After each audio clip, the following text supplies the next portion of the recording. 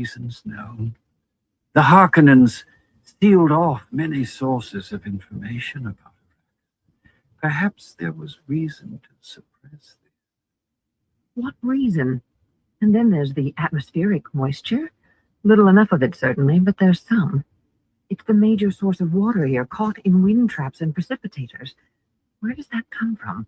The polar caps? Cold air takes up little moisture, Wellington. There are things here behind the Harkonnen veil that bear close investigation, and not all of those things are directly involved with the spice. We are indeed behind the Harkonnen veil. Perhaps we'll... He broke off, noting the sudden, intense way she was looking at him. Is something wrong? The way you say Harkonnen. Even my Duke's voice doesn't carry that weight of venom when he uses the hated name. I didn't know you had personal reasons to hate them, Wellington. Great Mother, he thought, I've aroused her suspicions.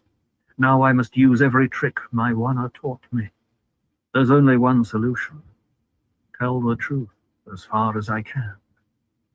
You didn't know that my wife, my Wanna, He shrugged, unable to speak past a sudden constriction in his throat. The words would not come out. He felt panic, closed his eyes tightly, experiencing the agony in his chest and little else, until a hand touched his arm gently. Forgive me. I did not mean to open an old wound. And she thought, those animals. His wife was Bene Gesserit. The signs are all over him. And it's obvious the Harkonnens killed her. Here's another poor victim bound to the Atreides by a cherem of hate. I'm sorry. I'm unable to talk about it. He opened his eyes, giving himself up to the internal awareness of grief. That, at least, was truth. Jessica studied him, seeing the up-angled cheeks, the dark sequins of almond eyes, the butter complexion, and stringy mustache hanging like a curved frame around purpled lips and narrow chin.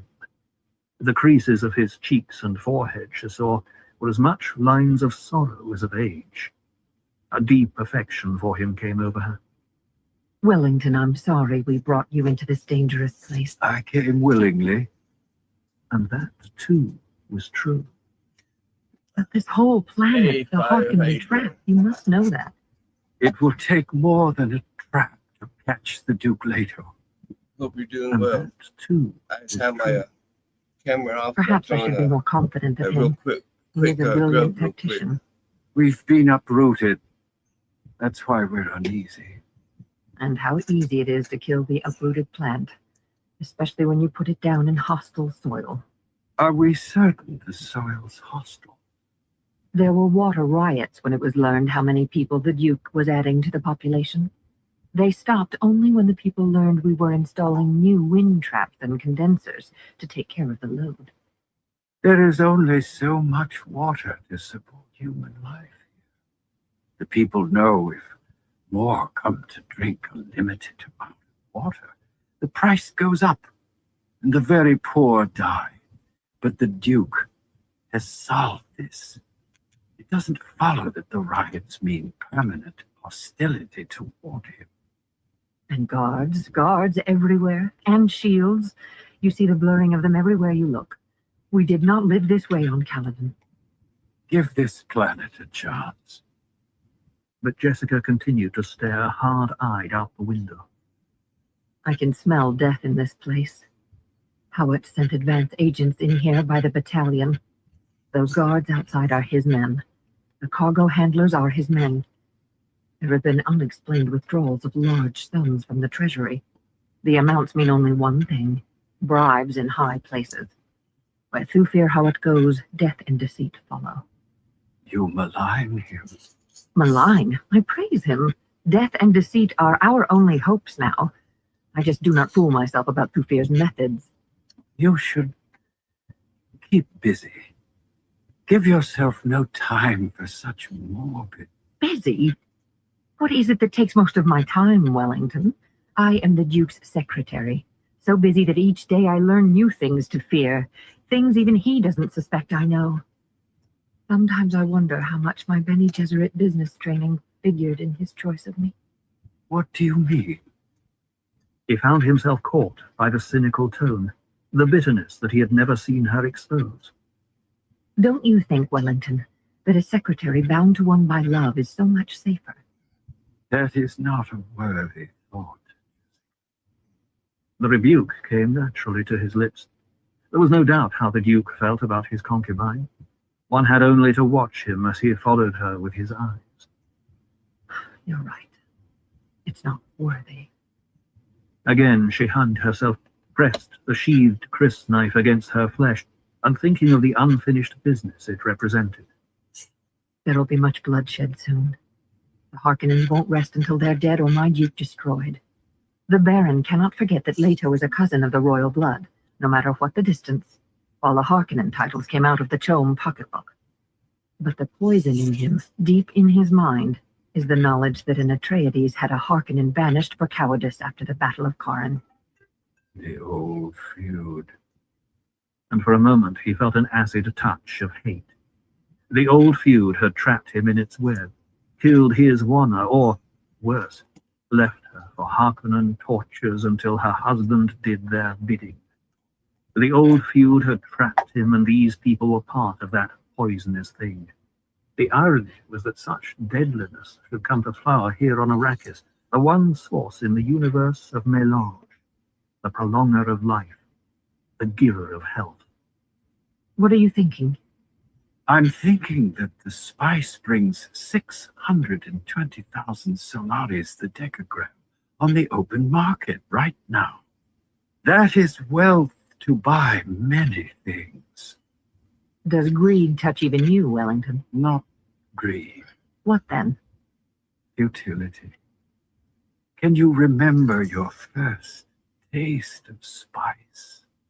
It tasted like cinnamon. Never twice the same. It's like life. It presents a different face each time you take it. Some hold that the spice produces a learned flavor reaction. The body, learning a thing is good for it, interprets the flavor as pleasurable, slightly euphoric, and, like life, never to be truly synthesized.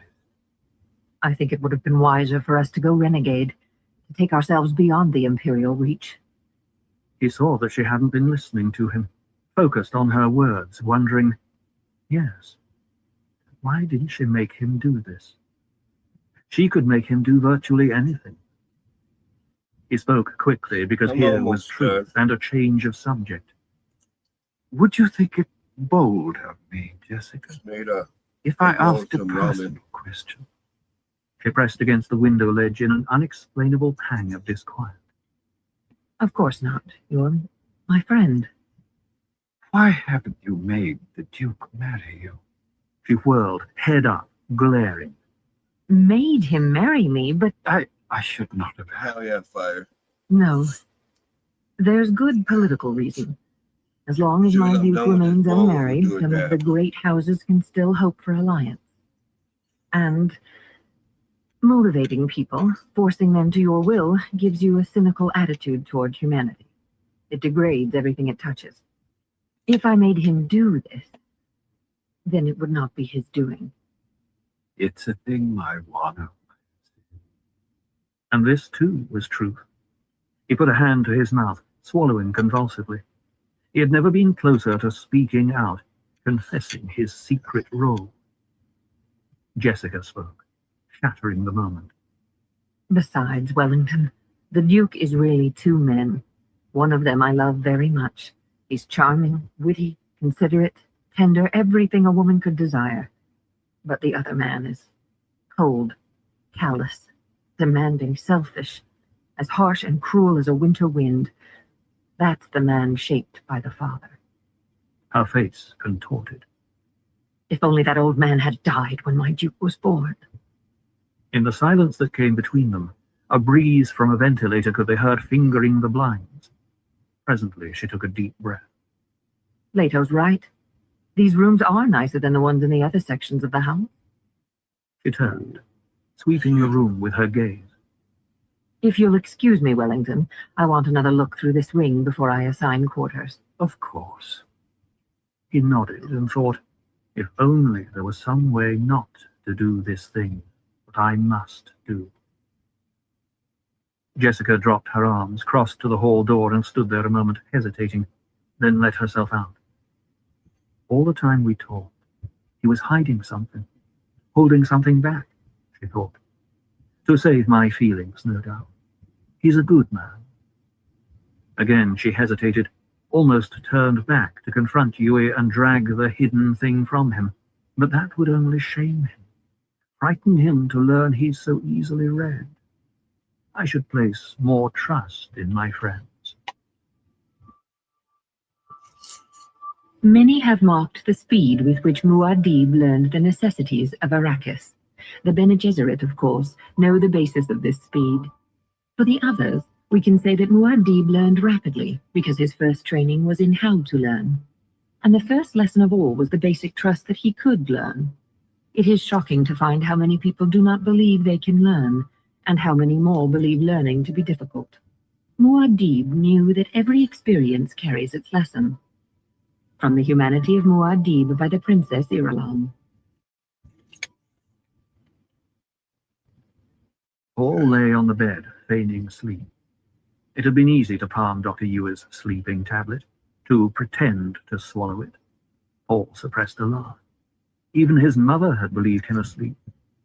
He had wanted to jump up and ask her permission to go exploring the house, but had realized she wouldn't approve. Things were too unsettled yet. No, this way was best. If I slip out without asking, I haven't disobeyed orders, and I will stay in the house where it's safe. He heard his mother and Yui talking in the other room. Their words were indistinct, something about the spice, the Harkonnens. The conversation rose and fell. Paul's attention went to the carved headboard of his bed, a false headboard attached to the wall and concealing the controls for this room's functions. A leaping fish had been shaped on the wood with thick brown waves beneath it. He knew if he pushed the fish's one visible eye, that would turn on the room's suspensor lamps. One of the waves, when twisted, controlled ventilation. Another changed the temperature. Quietly, Paul sat up in bed. A tall bookcase stood against the wall to his left. It could be swung aside to reveal a closet with drawers along one side. The handle on the door into the hall was patterned on an ornithopter thrust bar. It was as though the room had been designed to entice him. The room and this planet. He thought of the film book Yui had shown him. Arrakis, His Imperial Majesty's Desert Botanical Testing Station. It was an old film book from before discovery of the spice. Names flitted through Paul's mind, each with its picture imprinted by the book's mnemonic pulse. Saguaro, burro bush, date palm, sand verbena, evening primrose, barrel cactus, incense bush, smoke tree, creosote bush, kit fox, desert hawk, kangaroo mouse. Names and pictures. Names and pictures from man's tyrannic past, and many to be found now nowhere else in the universe except here on Arrakis. So many new things to learn about. The spice and the sand world. A door closed in the other room. Paul heard his mother's footsteps retreating down the hall. Dr. Yui, he knew, would find something to read and remain in the other room. Now was the moment to go exploring. Paul slipped out of the bed, headed for the bookcase door that opened into the closet. He stopped at a sound behind him. Turned. The carved headboard of the bed was folding down onto the spot where he had been sleeping. Paul froze. The immobility saved his life. From behind the headboard slipped a tiny hunter-seeker, no more than 5 centimeters long. Paul recognized it at once. A common assassination weapon that every child of royal blood learned about at an early age. It was a ravening sliver of metal, guided by some nearby hand and eye. It could burrow into moving flesh and chew its way up nerve channels to the nearest vital organ. The Seeker lifted, swung sideways across the room and back. Through Paul's mind flashed the related knowledge, the Hunter-Seeker limitations. Its compressed suspensor field distorted the room to reflect his target. The operator would be relying on motion, anything that moved. A shield could slow a hunter, give time to destroy it. But Paul had put aside his shield on the bed. Lasguns would knock them down, but lasguns were expensive and notoriously cranky of maintenance, and there was always the peril of explosive pyrotechnics if the laser beam intersected a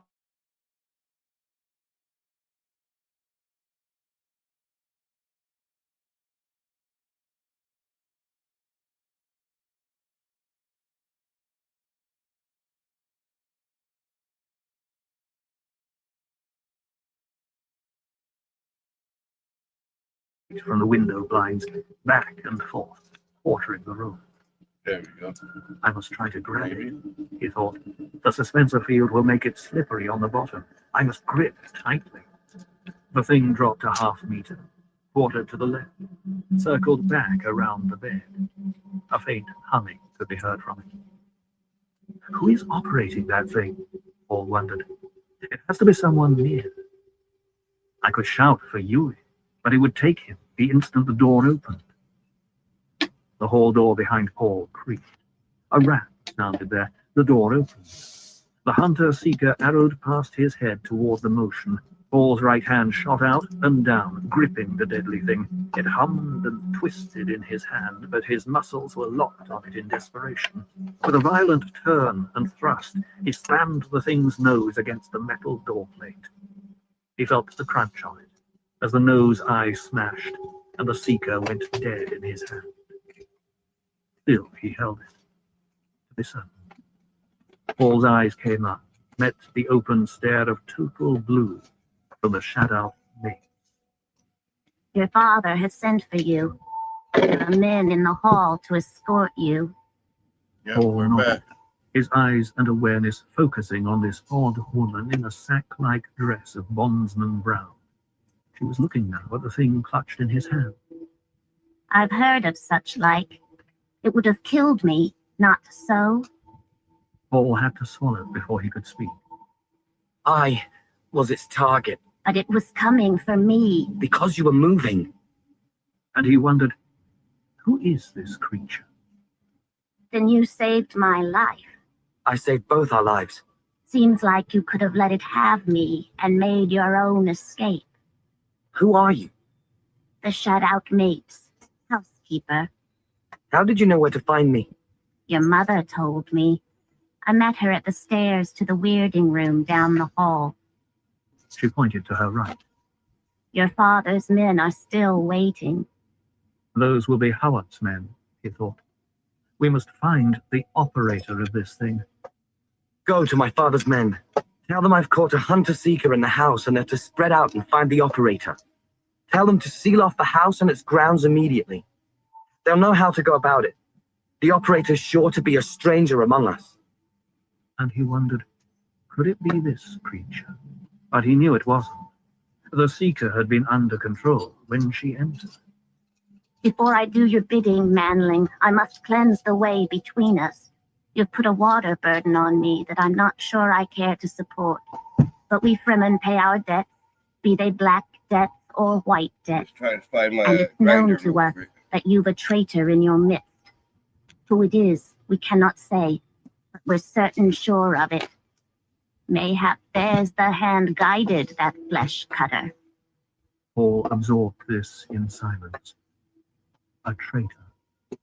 Before he could speak, the odd woman whirled away and ran back toward the entry. He thought to call her back, but there was an air about her that told him she would resent it. She told him what she knew, and now she was going to do his bidding. The house would be swarming with Howard's men in a minute. His mind went to other parts of that strange conversation. Weirding room. He looked to his left, where she had pointed. We Fremen. So that was a Fremen. He paused. The mnemonic blink that would store the pattern of her face in his memory. Prune-wrinkled features darkly browned, blue-on-blue eyes without any white in them. He attached the label. The Shadout Mates. Still gripping the shattered seeker, Paul turned back into his room, scooped up his shield belt from the bed with his left hand, swung it around his waist and buckled it as he ran back out and down the hall to the left. He'd said his mother was someplace down here. Stairs. A weirding room.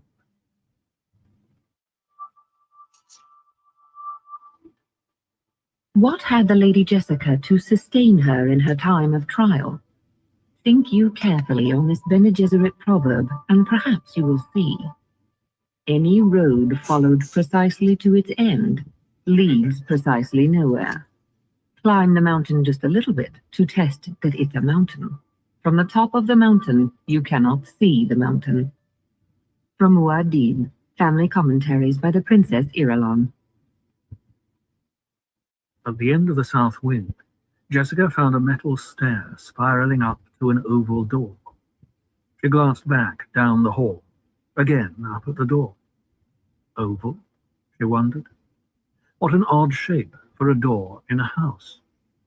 Through the windows beneath the spiral stair, she could see the great white sun of Arrakis moving on toward evening. Long shadows stabbed down the hall. She returned her attention to the stairs. Harsh side lighting picked out bits of dried earth on the open metalwork of the steps. Jessica put a hand on the rail, began to climb. The rail felt cold under her sliding palms.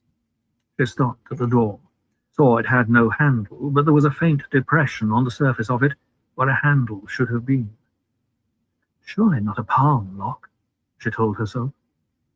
A palm lock must be keyed to one individual's hand shape and palm lines.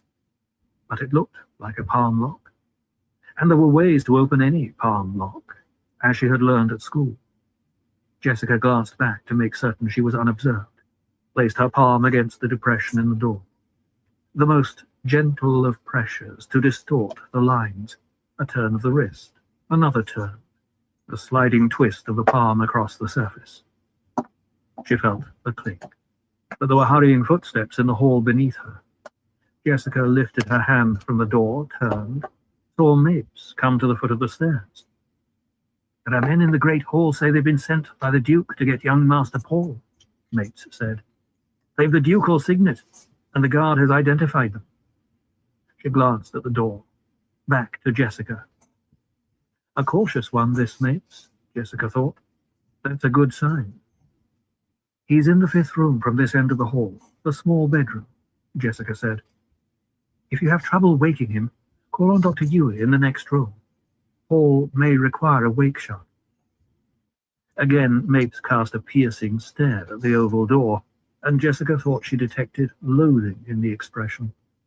Before Jessica could ask about the door and what it concealed, Mapes had turned away, hurrying back down the hall.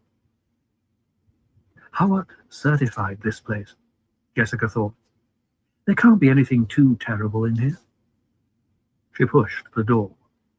It swung inward onto a small room with another oval door opposite. The other door had a wheel handle. An airlock, Jessica thought. She glanced down, saw a door prop fallen to the floor of the little room. The prop carried Howard's personal mark. The door was left propped open, she thought. Someone probably knocked the prop down accidentally, not realizing the outer door would close on a palm lock. She stepped over the lip into the little room. Why an airlock in a house? She asked herself, and she thought suddenly of exotic creatures sealed off in special climates. Special climate. That would make sense on Arrakis, where even the driest of off-planet growing things had to be irrigated. The door behind her began swinging closed. She caught it and propped it open securely with a stick Howard had left. Again she faced the wheel-locked inner door, seeing now a faint inscription etched in the metal above the handle.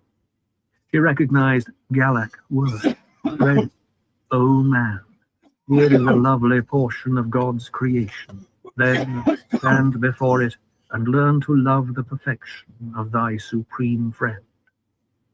Jessica put her weight on the wheel. It turned left and the inner door opened. A gentle draught feathered her cheek, stirred her hair. She felt change in the air, a richer taste. This is the best I got. She for swung the gas door right now. wide, looked through into massed greenery with yellow sunlight pouring across it. A yellow sun? She asked herself. Then, filter glass. She stepped over the sill, and the door swung closed behind. A wet planet conservatory, she breathed. Potted plants and low-pruned trees stood all about. She recognized a mimosa, a flowering quince, a sondagi, green-blossomed plenacenta, green and white-striped acaso, roses, even roses. She bent to breathe the fragrance of a giant pink blossom, straightened to peer around the room. Rhythmic noise invaded her senses. She parted a jungle overlapping of leaves, looked through to the center of the room. A low fountain stood there, small with fluted lips. The rhythmic noise was a peeling, spooling arc of water falling thud a gallop onto the metal bowl. Jessica sent herself through the quick, sense-clearing regimen, began a methodical inspection of the room's perimeter. It appeared to be about 10 meters square. From its placement above the end of the hall and from subtle differences in construction, she guessed it had been added onto the roof of this wing long after the original building's completion. She stopped at the south limits of the room in front of the wide reach of filter glass, stared around. Every available space in the room was crowded with exotic, wet-climate plants. Something rustled in the greenery. She tensed, then glimpsed a simple clock-set servant with pipe and hose arms. An arm lifted, sent out a fine spray of dampness that misted her cheeks. The arm Roll it up, I'll be retracted, right back. and she looked at what it had watered. A fern tree. Water everywhere in this room, on a planet where water was the most precious juice of life. Water being wasted so conspicuously that it shocked her to inner stillness. She glanced out at the filter-yellowed sun. It hung low on a jagged horizon above cliffs that formed part of the immense rock uplifting known as the Shield Wall. Filter glass, she thought. Turn a white sun into something softer and more familiar. Who could have built such a place? Leto? It would be like him to surprise me with such a gift, but there hasn't been time, and he's been busy with more serious problems. She recalled the report that many Arrakeen houses were sealed by airlock doors and windows to conserve and reclaim interior moisture. Leto had said it was a deliberate statement of power and wealth for this house to ignore such precautions, its doors and windows being sealed only against the omnipresent dust. But this room embodied a statement far more significant than the lack of water seals on outer doors. She estimated that this pleasure room used water enough to support 1,000 persons on Arrakis, possibly more. Jessica moved along the window, continuing to stare into the room. The move brought into view a metallic surface at table height beside the fountain, and she glimpsed a white notepad and stylus there, partly concealed by an overhanging fan leaf. She crossed to the table, noted Howard's day signs on it, studied a message written on the pad. To the Lady Jessica, may this place give you as much pleasure as it has given me. Please permit the room to convey a lesson we learned from the same teachers. The proximity of a desirable thing tempts one to overindulgence. On that path lies danger. My kindest wishes, Margot, Lady Fenring.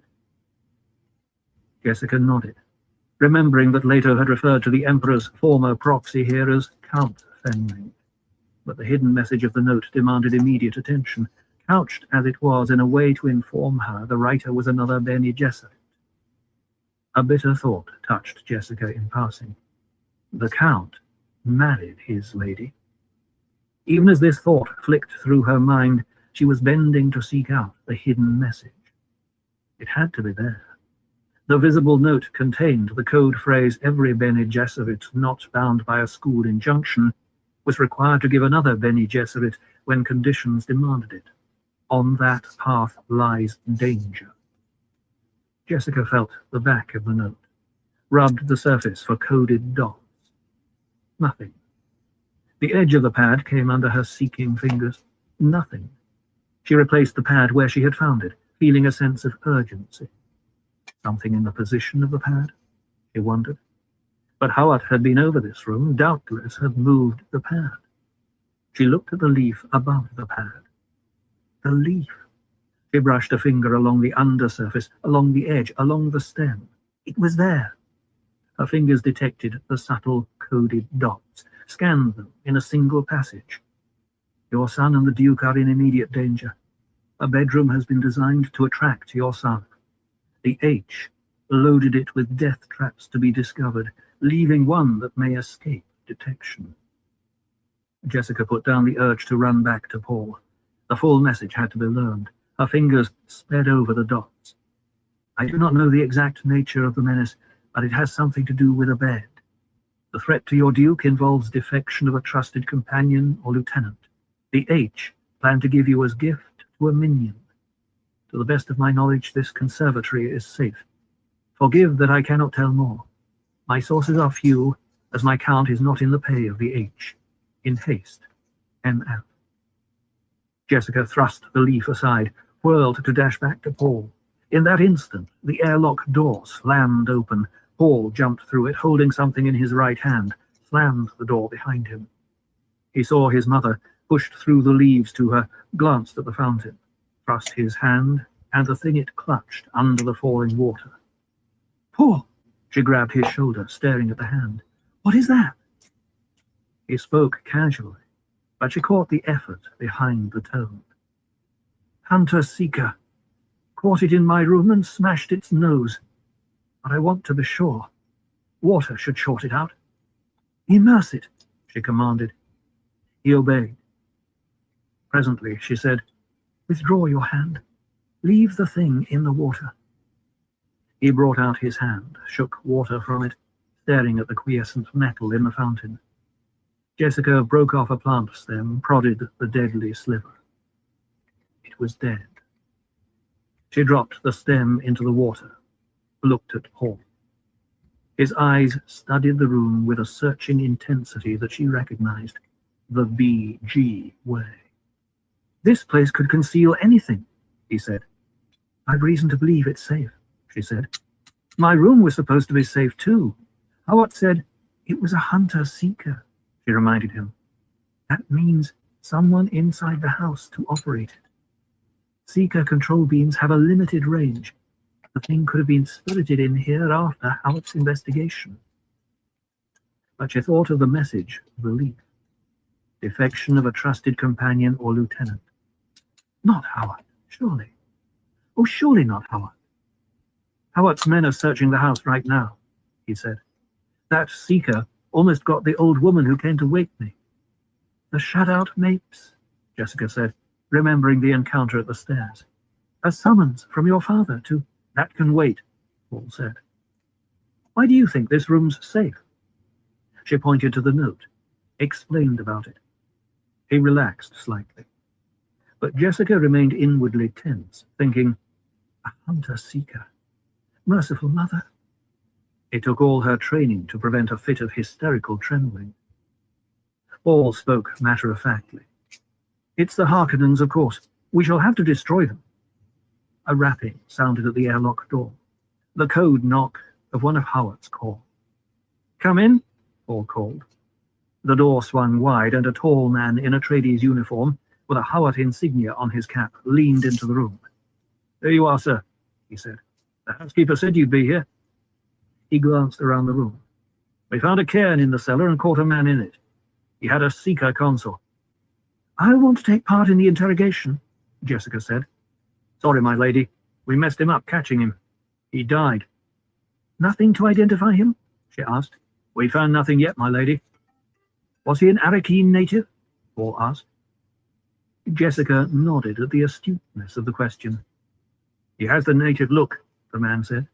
Put into that cairn more than a month ago, by the look, and left there to await our coming. Stone and mortar way came through into the cellar were untouched when we inspected the place yesterday. I'll stake my reputation on it." "No one questions your thoroughness," Jessica said. "I question it, my lady. We should have used sonic probes down there." "I presume that's what you're doing now," Paul said. "Yes, sir. Send word to my father that we'll be delayed. At once, sir." He glanced at Jessica. "It's Howard's order that under such circumstances as these, the young master be guarded in a safe place." Again his eyes swept the room. "What of this place?" "I've reason to believe it's safe," she said. "Both Howard and I have inspected it." "Then I'll mount guard outside here, milady, until we've been over the house once more." He bowed, touched his cap to Paul, backed out and swung the door closed behind him. Paul broke the sudden silence, saying, "Had we better go over the house later ourselves? Your eyes might see things others would miss." "This wing was the only place I hadn't examined," she said. "I put it off to last because—" "Because Howard gave it his personal attention," he said. She darted a quick look at his face, questioning. "Do you distrust Howard?" she asked. "No, but he's getting old. He's overworked. We could take some of the load from him." "That'd only shame him and impair his efficiency," she said. "A stray insect won't be able to wander into this wing after he hears about this. He'll be shamed that—" "We must take our own measures," he said. "Howard has served 3 generations of Atreides with honor," she said. "He deserves every respect and trust we can pay him, many times over." Paul said, "When my father is bothered by something you've done, he says, 'Bene Gesserit,' like a swear word." "And what is it about me that bothers your father? When you argue with him, you are not your father, Paul." And Paul thought, "It'll worry her, but I must tell her what that Mapes woman said about a traitor among us." "What are you holding back?" Jessica asked. "This isn't like you, Paul." He shrugged, recounted the exchange with Mapes. And Jessica thought of the message of the leaf. She came to a sudden decision, showed Paul the leaf, told him its message. "My father must learn of this at once," he said. "I'll radiograph it in code and get it off." "No," she said. "You will wait until you can see him alone. As few as possible must learn about it." "Do you mean we should trust no one?" "There's another possibility," she said. "This message may have been meant to get to us. The people who gave it to us may believe it's true, but it may be that the only purpose was to get this message to us." Paul's face remained sturdily somber. "To sow distrust and suspicion in our ranks, to weaken us that way," he said. "You must tell your father privately and caution him about this aspect of it," she said. "I understand." She turned to the tall reach of filter glass, stared out to the southwest, where the sun of Arrakis was sinking, a yellowed ball above the cliffs. Paul turned with her, said, "I don't think it's Howard either. Is it possible it's Yui?" "He's not a lieutenant or companion," she said. "And I can assure you, he hates the Harkonnens as bitterly as we do." Paul directed his attention to the cliffs, thinking, and it couldn't be Gurney or Duncan. Could it be one of the sub-lieutenants? Impossible. They're all from families that have been loyal to us for generations, for good reason. Jessica rubbed her forehead, sensing her own fatigue. So much peril here. She looked out at the filter-yellowed landscape, studying it. Beyond the ducal grounds stretched a high-fenced storage yard, lines of spice silos in it with stilt-legged watchtowers standing around it like so many startled spiders. She could see at least 20 storage yards of silos reaching out to the cliffs of the shield wall. Silos repeated, stuttering across the basin. Slowly, the filtered sun buried itself beneath the horizon. Stars leaped out. She saw one bright star so low on the horizon that it twinkled with a clear, precise rhythm, a trembling of light. Blink, blink, blink, blink, blink. Paul stirred beside her in the dusky room. But Jessica concentrated on that single bright star, realizing that it was too low, that it must come from the shield wall cliffs. Someone signaling. She tried to read the message, but it was in no code she had ever learned. Other lights had come on down on the plain beneath the cliffs, little yellows spaced out against blue darkness, and one light off to their left grew brighter, began to wink back at the cliff very fast, blink, squirt, glimmer, blink, and it was gone. The false star in the cliff winked out immediately. Signaled, and they filled her with premonition. Why were lights used to signal across the basin? She asked herself. Why couldn't they use the communications network? The answer was obvious. The communinet was certain to be tapped now by agents of the Duke Leto. Light signals could only mean that messages were being sent between his enemies, between Harkonnen agents. There came a tapping at the door behind them, and the voice of Howard's man. All clear, sir, milady. Aren't we getting the young master to his father? It is said that the Duke Leto blinded himself to the perils of Arrakis, that he walked heedlessly into the pit. Would it not be more likely to suggest he had lived so long in the presence of extreme danger, he misjudged a change in its intensity? Or is it possible he deliberately sacrificed himself that his son might find a better life? All evidence indicates the Duke was a man not easily hoodwinked. From Muad'Dib, Family Commentaries by the Princess Irulan. The Duke Leto Atreides leaned against the parapet of the landing control tower outside Arrakeen. The night's first moon, an oblate silver coin, hung well above the southern horizon. Beneath it, the jagged cliffs of the shield wall shone like parched icing through a dust haze. To his left, the lights of Arrakeen glowed in the haze, yellow, white, blue. He thought of the notices posted now above his signature all through the populous places of the planet. Our sublime Padishah Emperor has charged me to take possession of this planet and end all dispute. The ritualistic formality of it touched him with a feeling of loneliness. Who was fooled by that fatuous legalism? Not Fremen, certainly, nor the Houses Minor, who controlled the interior trade of Arrakis, and were Harkonnen creatures almost to a man. They have tried to take the life of my son. The rage was difficult to suppress. He saw lights of a moving vehicle coming toward the landing field from Arrakeen. He hoped it was the guard and troop carrier bringing Paul. The delay was galling, even though he knew it was prompted by caution on the part of Howard's lieutenant. They have tried to take the life of my son. He shook his head to drive out the angry thoughts, glanced back at the field where 5 of his own frigates were posted around the rim like monolithic sentries. Better a cautious delay than... The lieutenant was a good one, he reminded himself. A man marked for advancement, completely loyal. Our sublime Padishah Emperor. If the people of this decadent garrison city could only see the Emperor's private note to his noble Duke, the disdainful allusions to veiled men and women. But what else is one to expect of barbarians, whose dearest dream is to live outside the ordered security of the Farfaluchas? The Duke felt in this moment that his own dearest dream was to end all class distinctions and never again think of deadly order. He looked up and out of the dust at the unwinking stars, thought, around one of those little lights circles Caladan, but I'll never again see my home. The longing for Caladan was a sudden pain in his breast. He felt that it did not come from within himself, but that it reached out to him from Caladan. He could not bring himself to call this dry wasteland of Arrakis his home, and he doubted he ever would.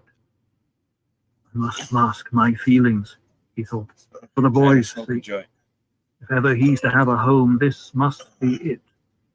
I may think of Arrakis as a hell I've reached before death, but he must find here that which will inspire him. And must be something. A wave of self-pity, immediately despised and rejected, swept through him, and for some reason he found himself recalling 2 lines from a poem Gurney Halleck often repeated. My lungs taste the air of time, blown past falling sands. Well, Gurney would find plenty of falling sands here, the Duke thought. The central wastelands beyond those moon-frosted cliffs were desert, barren rock, dunes and blowing dust, an uncharted, dry wilderness with here and there along its rim, and perhaps scattered through it, knots of Fremen. If anything could buy a future for the Atreides line, the Fremen just might do it.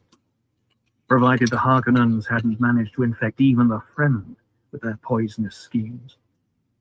They have tried to take the life of my son. A scraping metal racket vibrated through the tower, shook the parapet beneath his arms.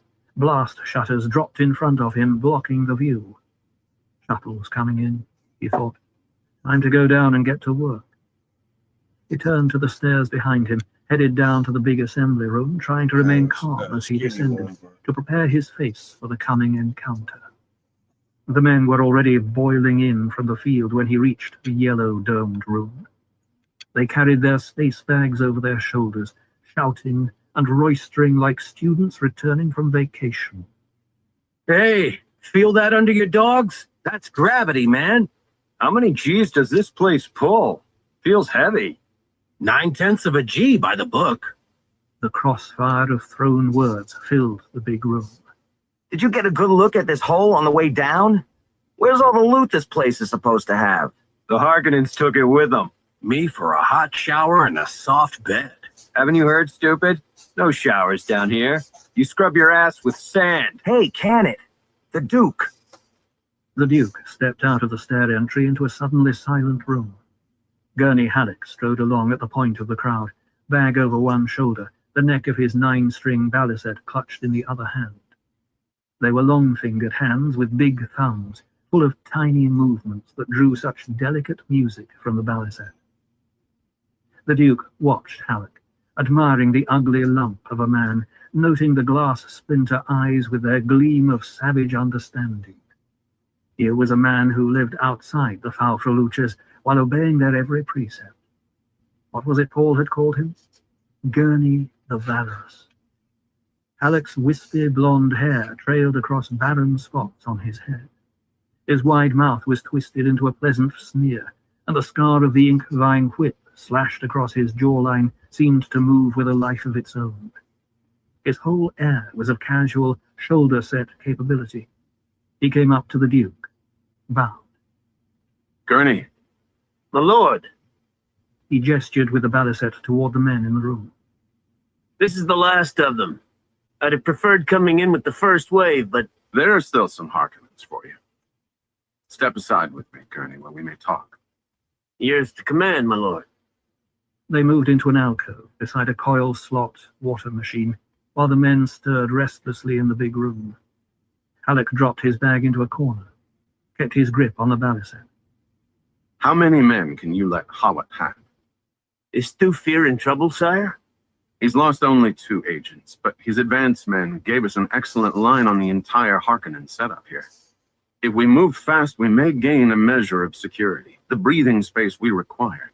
He wants as many men as you can spare, men who won't balk at a little knife work. I can let him have 300 of my best. Where shall I send them? To the main gate. Hawat has an agent there waiting to take them. Shall I get about it at once, sire? In a moment. We have another problem. The field commandant will hold the shuttle here until dawn on a pretext. The guild highliner that brought us is going on about its business, and the shuttle is supposed to make contact with a cargo ship taking up a load of spice. Our spice, my lord? Our spice. But the shuttle also will carry some of the spice hunters from the old regime. They've opted to leave with the change of fief, and the judge of the change is allowing it. These are valuable workers, Gurney, about 800 of them. Before the shuttle leaves, you must persuade some of those men to enlist with us. How strong a persuasion, sire? I want their willing cooperation, Gurney. Those men have experience and skills we need. The fact that they're leaving suggests they're not part of the Harkonnen machine. Hawat believes there could be some bad ones planted in the group, but he sees assassins in every shadow. Two-Fear has found some very productive shadows in his time, my lord. And there are some he hasn't found. But I think planting sleepers in this outgoing crowd would show too much imagination for the Harkonnens. Possibly, sire. Where are these men? Down on the lower level in a waiting room. I suggest you go down and play a tune or two to soften their minds, then turn on the pressure. You may offer positions of authority to those who qualify. Offer 20% higher wages than they received under the Harkonnens.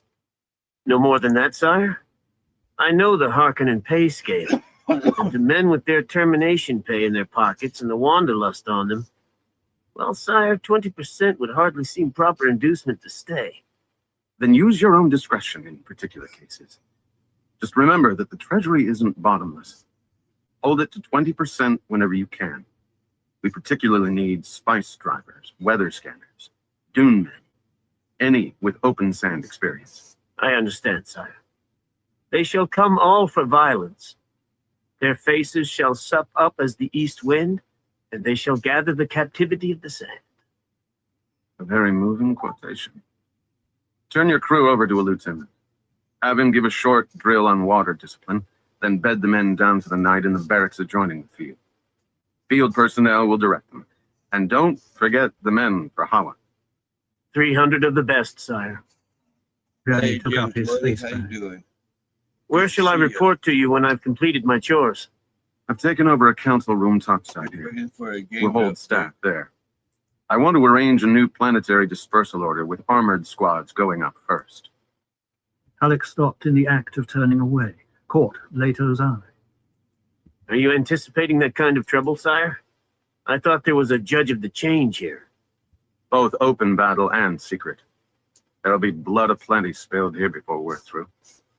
And the water which thou takest out of the river shall become blood upon the dry land. Hurry back, Gurney. Very good, my lord. Behold, as a wild ass in the desert, go I forth to my work. The whip scar rippled to his grin. He turned, strode to the center of the room, paused to relay his orders, hurried on through the men. Leto shook his head at the retreating back.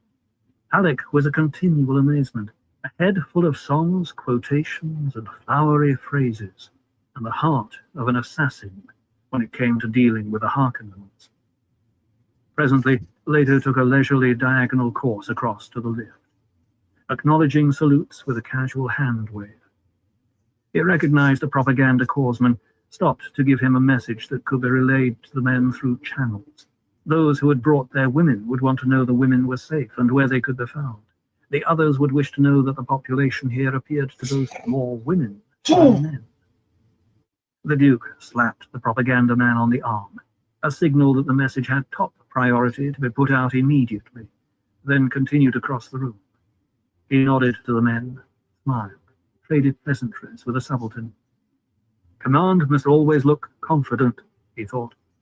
All that faith riding on your shoulders, while you sit in the critical seat and never show it. He breathed a sigh of relief when the lift swallowed him, and he could turn and face the impersonal doors. They have tried to take the life of my son.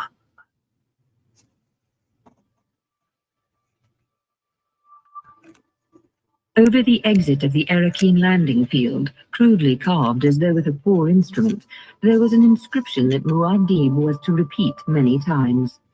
He saw it that first night on Arrakis, having been brought to the ducal command post to participate in his father's first full staff conference. The words of the inscription were a plea to those leaving Arrakis, but they fell with dark import on the eyes of a boy who had just escaped a close brush with death. They said, "O you who know what we suffer here, do not forget us in your prayers." From Manual of Muad'Dib by the Princess Irulan. The whole theory of warfare is calculated risk, the Duke said. But when it comes to risking your own family, the element of calculation gets submerged in other things. He knew he wasn't holding in his anger as well as he should, and he turned, strode down the length of the long table and back. The Duke and Paul were alone in the conference room at the landing field. It was an empty-sounding room, furnished only with a long table, old-fashioned three-legged chairs around it, and a map board and projector at one end. Paul sat at the table near the map board. He had told his father the experience with the hunter-seeker and given the reports that a traitor threatened him. The Duke stopped across from Paul, pounded the table. "Howard told me that house was secure!" Paul spoke hesitantly. "I was angry too, at first, and I blamed Howard. But the threat came from outside the house. It was simple, clever, and direct. And it would have succeeded were it not for the training given me by you and many others, including Howard." "Are you defending him?" the Duke demanded. "Yes. He's getting old. That's it. He should be—" "He's wise with much experience," Paul said. "How many of Howard's mistakes can you recall?" "I should be the one defending him," the Duke said. "Not you." Paul smiled. Leto sat down at the head of the table, put a hand over his son's. "You've matured lately, son." He lifted his hand. "It gladdens me." He matched his son's smile. "Howard will punish himself. He'll direct more anger against himself over this than both of us together could pour on him." Paul glanced toward the darkened windows beyond the map board, looked at the night's blackness. Room lights reflected from a balcony railing out there. He saw movement and recognized the shape of a guard in Atreides uniform. Paul looked back at the white wall behind his father, then down to the shiny surface of the table, seeing his own hands clenched into fists there. The door opposite the Duke banged open. Thulfir Howard strode through it, looking older and more leathery than ever. He paced down the length of the table, stopped at attention, facing Leto. "My lord," he said, speaking to a point over Leto's head, "I have just learned how I failed you. It becomes necessary that I tender my resignation." "Oh, sit down and stop acting the fool," the Duke said. He waved the chair across from Paul. "If you made a mistake, it was in overestimating the Harkonnens. Their simple minds came up with a simple trick. We didn't count on simple tricks. And my son has been at great pains to point out to me that he came through this largely because of your training. You didn't fail there." He stabbed the back of the empty chair. "Sit down, I say." Howard sank into the chair. "But I'll hear no more of it," the Duke said. "The incident is past. We have more pressing business. Where are the others?" "I asked them to wait outside while I call them in." Howard looked into Leto's eyes. "Sire, I know who my true friends are, Thufir," the Duke said. "Call in the men." Howard swallowed. "At once, my lord." He swiveled in the chair, called to the open door. "Gurney, bring them in." Halleck led the file of men into the room. The staff officers looking grimly serious, followed by the younger aides and specialists, an air of eagerness among them. Brief scuffing sounds echoed around the room as the men took seats. A faint smell of Rachag stimulant wafted down the table. "There's coffee for those who want it," the Duke said. He looked over his men, thinking, "They're a good crew. A man could do far worse for this kind of war." He waited while coffee was brought in from the adjoining room and served, noting the tiredness in some of the faces. Presently he put on his mask of quiet efficiency, stood up, and commanded their attention with a knuckle rap against the table. "Well, gentlemen," he said, "our civilization appears to have fallen so deeply into the habit of invasion that we cannot even obey a simple order of the Imperium without the old ways cropping up." Dry chuckles sounded around the table, and Paul realized that his father had said the precisely correct thing, in precisely the correct tone to lift the mood here. Even the hint of fatigue in his voice was right. "I think first we'd better learn if Thufir has anything to add to his report on the Fremen," the Duke said. "Thufir?" Howard glanced up. "I've some economic matters to go into after my general report, sire. I can say now that the Fremen appear more and more to be the allies we need. They're waiting now to see if they can trust us. but they appear to be dealing openly. They've sent us a gift, still suits of their own manufacture, maps of certain desert areas surrounding strongpoints the Harkonnens left behind. He glanced down at the table. Their intelligence reports have proved completely reliable and have helped us considerably in our dealings with the Judge of the Change. They've also sent some incidental things. Jewelry for the Lady Jessica, spice liquor, candy, medicinals. My men are processing the lot right now. There appears to be no trickery. You like these people, Thufir? Asked a man down the table. Howard turned to face his questioner. Duncan Idaho says they're to be admired. Paul glanced at his father, back to Howard, ventured a question. Have you any new information on how many Fremen there are? Howard looked at Paul. From food processing and other evidence, Idaho estimates the cave complex he visited consisted of some 10,000 people all told. Their leader said he ruled a CH of 2,000 hearths. We've reason to believe there are a great many such CH communities. All seem to give their allegiance to someone called Liet. That's something new, Leto said. It could be an error on my part, sire. There are things to suggest this Liet may be a local deity. Another man down the table cleared his throat, asked, Is it certain they deal with the smugglers? A smuggler caravan left this CH while Idaho was there, carrying a heavy load of spice. They used pack beasts and indicated they faced an 18-day journey. It appears, the Duke said, that the smugglers have redoubled their operations during this period of unrest. This deserves some careful thought. We shouldn't worry too much about unlicensed frigates working off our planet. It's always done. But have them completely outside our observation, that's not good. You have a plan, sir? Howard asked. The Duke looked at Halleck. Gurney, I want you to head a delegation, an embassy, if you will, to contact these romantic businessmen. Tell them I'll ignore their operations as long as they give me a ducal tithe.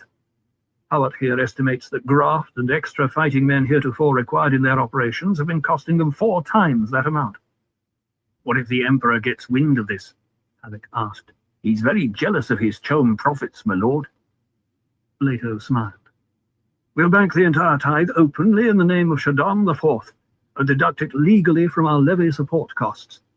Let the Harkonnens fight that. And we'll be ruining a few more of the locals who grew fat under the Harkonnen system. No more graft. A grin twisted Halleck's face. Ah, my lord, a beautiful low blow. Would that I could see the Baron's face when he learns of this.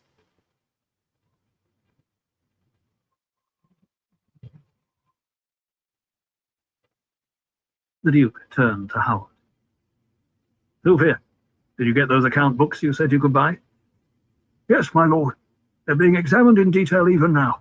I've skimmed them, though, and can give a first approximation. Give it, then. The Harkonnens took 10 billion Solaris out of here every 330 standard days. A muted gasp ran around the table. Even the younger aides who had been betraying some boredom sat up straighter and exchanged wide-eyed looks. Halleck murmured, They shall suck of the abundance of the seas and of the treasure hid in the sand. You see, gentlemen, Leto said, is there anyone here so naive he believes the Harkonnens have quietly packed up and walked away from all this merely because the Emperor ordered it? There was a general shaking of heads, murmurous agreement. We will have to take it at the point of the sword, Leto said. He turned to Howard. This would be a good point to report on equipment. How many sand crawlers, harvesters, spice factories, and supporting equipment have they left us? A full complement, as it says in the Imperial Inventory, audited by the Judge of the Change, my lord, Howard said. He gestured for an aide to pass him a folder, opened the folder on the table in front of him. They neglect to mention that less than half the crawlers are operable, that only about a third have carryalls to fly them to spice sands, that everything the Harkonnens left us is ready to break down and fall apart. We'll be lucky to get half the equipment into operation, and luckier yet if a fourth of it's still working 6 months from now. Pretty much as we expected, Leto said. What's the firm estimate on basic equipment? Howard glanced at his folder. About 930 harvester factories that can be sent out in a few days.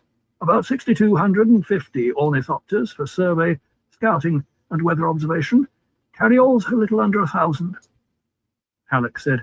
Wouldn't it be cheaper to reopen negotiations with the Guild for permission to orbit a frigate as a weather satellite? The Duke looked at Howard. Nothing new there, eh, Thufir? We must pursue other avenues for now, Howard said. The Guild agent wasn't really negotiating with us. He was merely making it plain, one mentor to another, that the price was out of our reach and would remain so no matter how long a reach we develop.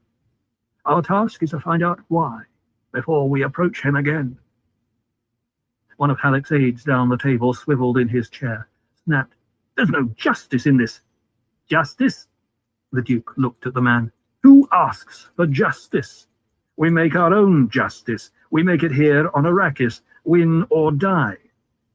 Do you regret casting your lot with us, sir? The man stared at the Duke, then, No, sire. You couldn't turn, and I could do naught but follow you. Forgive the outburst, but... He shrugged. We must all feel bitter at times. Bitterness I understand, the Duke said. But let us not rail about justice as long as we have arms and the freedom to use them. Do any of the rest of you harbour bitterness? If so, let it out. This is friendly counsel where any man may speak his mind. Halleck stirred, said, I think what rankles, sire, is that we've had no volunteers from the other great houses. They address you as Leto the Just and promise eternal friendship, but only as long as it doesn't cost them anything. They don't know yet who's going to win this exchange, the Duke said. Most of the houses have grown fat by taking few risks. One cannot truly blame them for this. One can only despise them. He looked at Howard. We were discussing equipment. Would you care to project a few examples to familiarize the men with this machinery? Howard nodded, gestured to an aide at the projector. A Solido Tri-D projection appeared on the table surface about a third of the way down from the Duke. Some of the men farther along the table stood up to get a better look at it. Paul leaned forward, staring at the machine. Scaled against the tiny projected human figures around it, the thing was about 120 meters long and about 40 meters wide. It was basically a long, bug-like body moving on independent sets of wide tracks. This is a harvester factory, Howard said. We chose one in good repair for this projection. There's one dragline outfit that came in with the first team of Imperial ecologists, though, and it's still running. Well, I don't know how, or why. If that's the one they call Old Maria, it belongs in a museum, an aide said. I think the Harkonnens kept it as a punishment job, a threat hanging over their workers' heads. Be good or you'll be assigned to Old Maria. Chuckles sounded around the table. Paul held himself apart from the humour, his attention focused on the projection and the question that filled his mind. He pointed to the image on the table, said, Thufir, are there sandworms big enough to swallow that whole? Quick silence settled on the table. The Duke cursed under his breath, then thought, no, they have to face the realities here. There are worms in the deep desert could take this entire factory in one gulp, Howard said. Up here, closer to the shield wall where most of the spicing's done, there are plenty of worms that could cripple this factory and devour it at their leisure. Why don't we shield them? Paul asked. According to Idaho's report, Howard said, shields are dangerous in the desert. A body-sized shield will call every worm for hundreds of meters around. It appears to drive them into a killing frenzy. We've the Fremen word on this and no reason to doubt it. Idaho saw no evidence of shield equipment at the CH. None at all? Paul asked. It'd be pretty hard to conceal that kind of thing among several thousand people, Howard said. Idaho had free access to every part of the CH. He saw no shields or any indication of their use. It's a puzzle, the Duke said. The Harkonnens certainly used plenty of shields here, Howard said. They had repair depots in every garrison village, and their accounts show a heavy expenditure for shield replacements and parts. Could the Fremen have a way of nullifying shields? Paul asked.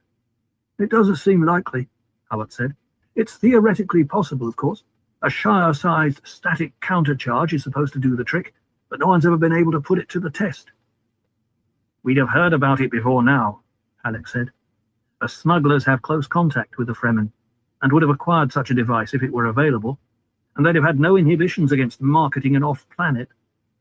I don't like an unanswered question of this importance, Leto said. Thufir, I want you to give top priority to solution of this problem. We're already working on it, my lord. He cleared his throat. Idaho did say one thing. He said you couldn't mistake the Fremen attitude toward shields. He said they were mostly amused by them. The Duke frowned. Then, the subject under discussion is spicing equipment. Howard gestured to his aide at the projector. The Solido image of the harvester factory was replaced by a projection of a winged device that dwarfed the images of human figures around it. This is a carrier, Howard said. It's essentially a large thopter whose sole function is to deliver a factory to spice-rich sands, then to rescue the factory when a sandworm appears. They always appear. Harvesting the spice is a process of getting in and getting out with as much as possible. Admirably suited to Harkonnen morality, the Duke said. Laughter was abrupt and too loud. An ornithopter replaced the carry-all in the projection focus. These thopters are fairly conventional, Howard said. Major modifications give them extended range. Extra care has been used in sealing essential areas against sand and dust. Only about 1 in 30 is shielded, possibly discarding the shield generator's weight for greater range. I don't like this de-emphasis on shields, the Duke muttered. And he thought, is this the Harkonnen secret? Does it mean we won't even be able to escape on shielded frigates if all goes against us? He shook his head sharply to drive out such thoughts. Said, let's get to the working estimate. What'll our profit figure be? Howard turned 2 pages in his notebook. After assessing the repairs and operable equipment, we've worked out a first estimate on operating costs. It's based naturally on a depreciated figure for a clear safety margin. He closed his eyes in Mentat semi-trance. Said, under the Harkonnens, maintenance and salaries were held to 14%. We'll be lucky to make it at 30% at first. With reinvestment and growth factors accounted for, including the CHOAM percentage and military costs, our profit margin will be reduced to a very narrow 6 or 7% until we can replace worn-out equipment. We then should be able to boost it up to 12 or 15% where it belongs. He opened his eyes. Unless my lord wishes to adopt Harkonnen methods. We are working for a solid and permanent planetary base, the Duke said. We have to keep a large percentage of the people happy, especially the Fremen. Most especially the Fremen, Howard agreed. Our supremacy on Caladan, the Duke said, depended on sea and air power. Here we must develop something I choose to call desert power. This may include air power, but it's possible it may not. I call your attention to the lack of thopter shields. He shook his head. The Harkonnens relied on turnover from off-planet for some of their key personnel. We don't dare. Each new lot would have its quota of provocateurs. Then we'll have to be content with far less profit and reduced harvest, Howard said. Our output the first 2 seasons should be down 1/3 from the Harkonnen average. There it is, the Duke said. Exactly as we expected. We'll have to move fast with the Fremen. I'd like 5 full battalions of Fremen troops before the first CHOAM audit. That's not much time, sir, Howard said. We don't have much time, as you well know. They'll be here with Sardaukar disguised as Harkonnens at the first opportunity. How many do you think they'll ship in, Thufir? 4 or 5 battalions all told, sir. No more. Guild troop transport costs being what they are. Then 5 battalions of Fremen plus our own forces ought to do it. Let us have a few captive Sardaukar to parade in front of the Lanthrock Council, and matters will be much different. Profits or no profits. We'll do our best, sir. Paul looked at his father, back to Howard, suddenly conscious of the Mentat's great age, aware that the old man had served 3 generations of Atreides. Aged.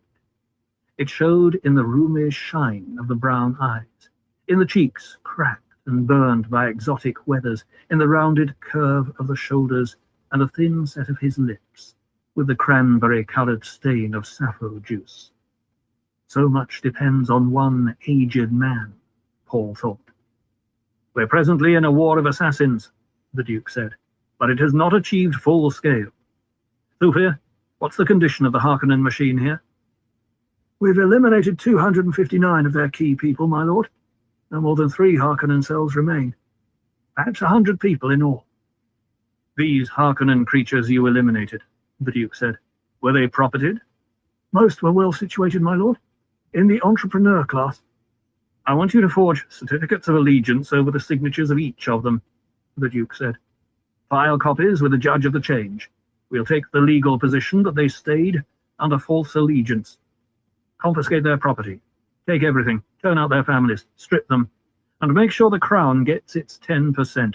It must be entirely legal. Thufir smiled, revealing red-stained teeth beneath the carmine lips. A move worthy of your grandsire, my lord. It shames me that I didn't think of it first. Halleck frowned across the table, noticing a deep scowl on Paul's face. The others were smiling and nodding. It's wrong, Paul thought. This will only make the others fight all the harder. They've nothing to gain by surrendering. He knew the actual no-holds-barred convention that ruled in Canley, but this was the sort of move that could destroy them, even as it gave them victory. I have been a stranger in a strange land, Halleck quoted. Paul stared at him, recognizing the quotation from the OC Bible, wondering, does Gurney, too, wish an end to devious plots? The Duke glanced at the darkness out the windows, looked back at Halleck. Gurney, how many of those sand workers did you persuade to stay with us? 286 in all, sire. I think we should take them and consider ourselves lucky. They're all in useful categories. No more? The Duke pursed his lips. Then, well, pass the word along to... A disturbance at the door interrupted him. Duncan Idaho came through the guard there, hurried down the length of the table and bent over the Duke's ear. Later waved him back, said, Speak out, Duncan. You can see this is strategy stuff. Paul studied Idaho, marking the feline movements, the swiftness of reflex that made him such a difficult weapons teacher to emulate.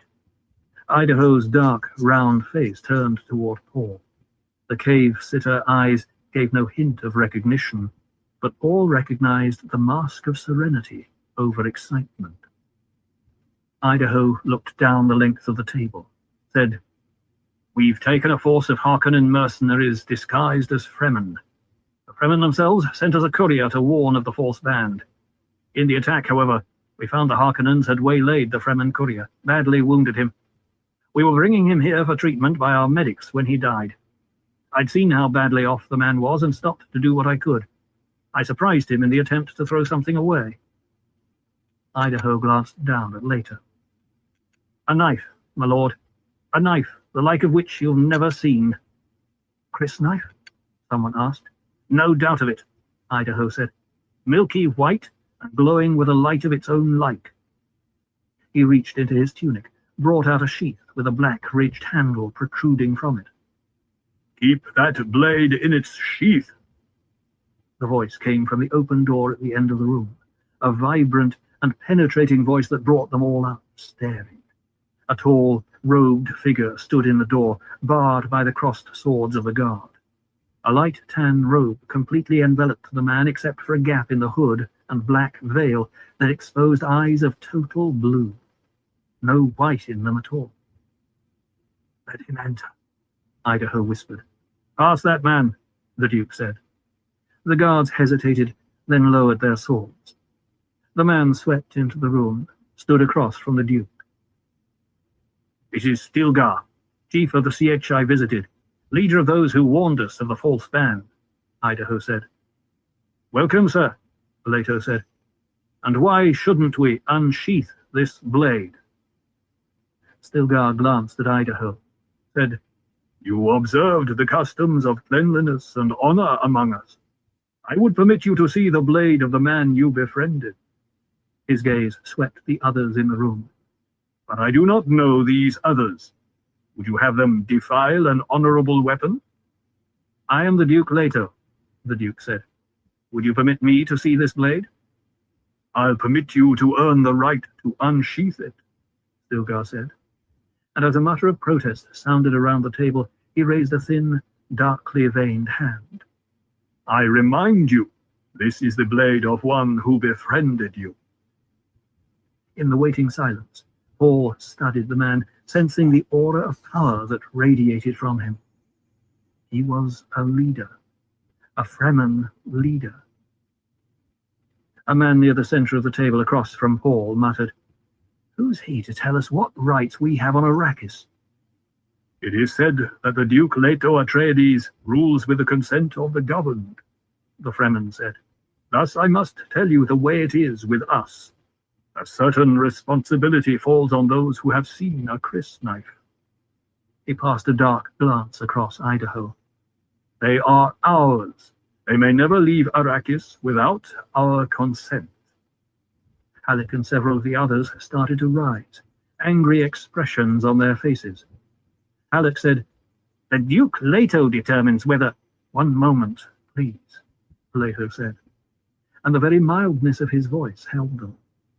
This must not get out of hand, he thought. He addressed himself to the Fremen. "Sir, I honor and respect the personal dignity of any man who respects my dignity. I am indeed indebted to you, and I always pay my debt. If it is your custom that this knife remain sheathed here, then it is so ordered by me.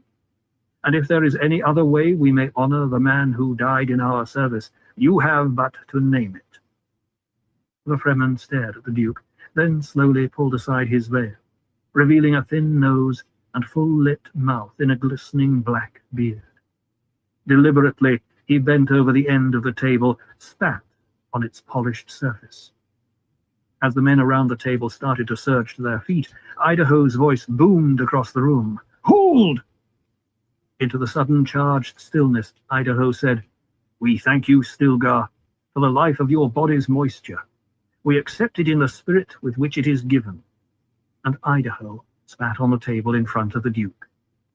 Aside to the Duke, he said, "Remember how precious water is here, sire. That was a token of respect." Leto sank back into his own chair, caught Paul's eye, a rueful grin on his son's face, sensed the slow relaxation of tension around the table as understanding came to his men. The Fremen looked at Idaho, said, "You measured well in my sietch, Duncan Idaho. Is there a bond on your allegiance to your Duke?" "He's asking me to enlist with him, sire," Idaho said. "Would he accept a dual allegiance?" Leto asked. "You wish me to go with him, sire?" "I wish you to make your own decision in the matter," Leto said, and he could not keep the urgency out of his voice. Idaho studied the Fremen. "Would you have me under these conditions, Stilgar? There'd be times when I'd have to return to serve my Duke." "You fight well, and you did your best for our friend," Stilgar said. He looked at Leto. "Let it be thus. The man Idaho keeps the crysknife he holds as a mark of his allegiance to us. He must be cleansed, of course, and the rites observed, but this can be done. He will be Fremen and soldier of the Atreides. There is precedent for this. Liet serves two masters." "Duncan?" Leto asked. "I understand, sir," Idaho said. "It is agreed, then," Leto said. "Your water is ours, Duncan Idaho," Stilgar said. "The body of our friend remains with your Duke. His water is Atreides' water. It is a bond between us." Leto sighed, glanced at Hawat, catching the old Mentat's eye. Hawat nodded, his expression pleased. "I will await below," Stilgar said, "while Idaho makes farewell with his friends. Turok was the name of our dead friend. Remember that when it comes time to release his spirit. You are friends of Turok." Stilgar started to turn away.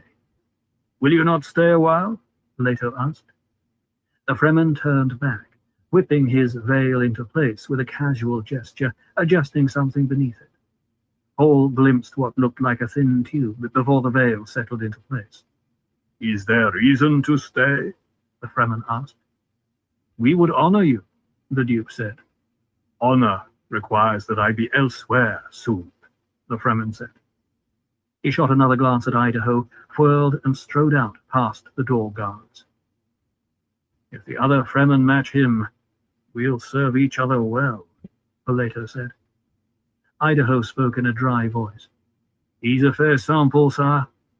You understand what you're to do, Duncan. I'm your ambassador to the Fremen, sire. Much depends on you, Duncan. We're going to need at least 5 battalions of those people before the Sardaukar descend on us. It is going to take some doing, sire. The Fremen are a pretty independent bunch. Idaho hesitated. Then, sire, there's one other thing. One of the mercenaries we knocked over was trying to get this blade from our dead Fremen friend. The mercenary says there's a Harkonnen reward of 1,000,000 Solaris for anyone who'll bring in a single crysknife. Leto's chin came up in a movement of obvious surprise. Why do they want one of those blades so badly? The knife is ground from a sandworm's tooth. It's the mark of the Fremen, sire. With it, a blue-eyed man could penetrate any sietch in the land. They'd question me unless I were known. I don't look Fremen, but... Pt.2, the Duke said. A man of devilish cunning, my lord, Howard said. Idaho slipped the sheathed knife beneath his tunic. Guard that knife, the Duke said. I understand, my lord. He patted the transceiver on his belt kit. I'll report as soon as possible. Thufir has my call code. Use battle language. He saluted, spun about, and hurried after the Fremen. They heard his footsteps drumming down the corridor. A look of understanding passed between Leto and Howard. They smiled. We've much to do, sir, Alex said. And I keep you from your work, Leto said. I have the report on the advanced bases, Howard said. Shall I give it another time, sir? Will it take long? Not for a briefing.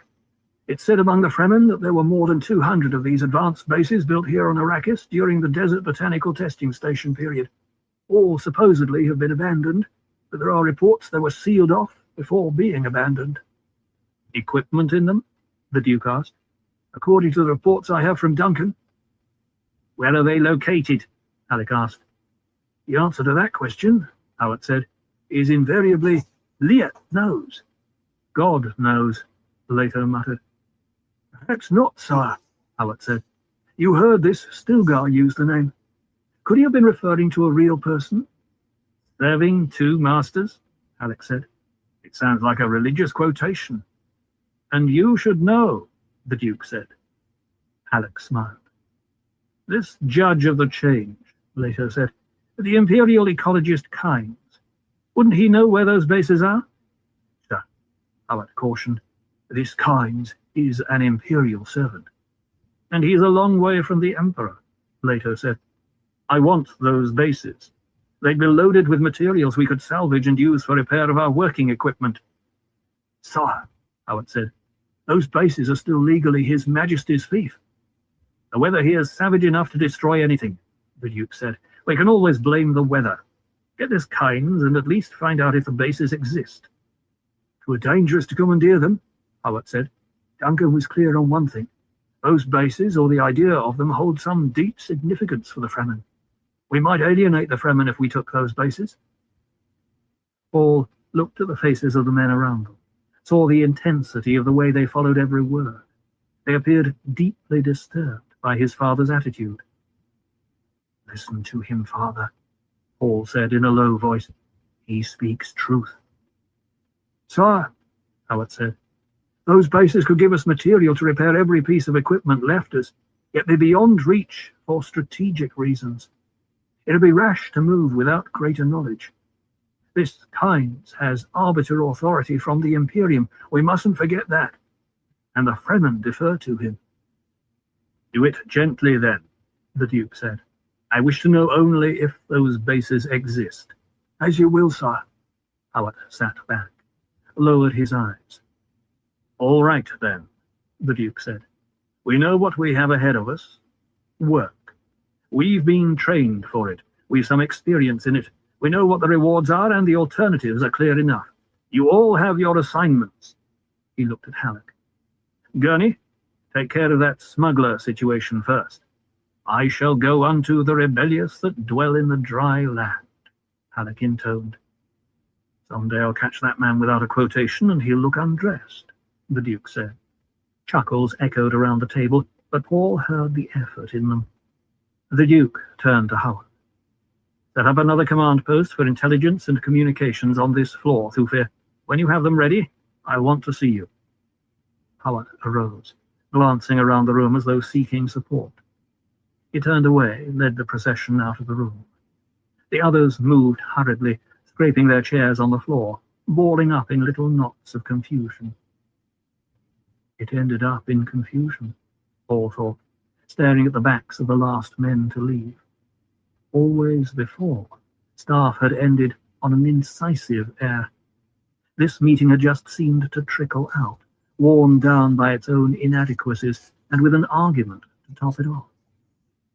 For the first time, Paul allowed himself to think about the real possibility of defeat, not thinking about it out of fear or because of warnings such as that of the old Reverend Mother, but facing up to it because of his own assessment of the situation.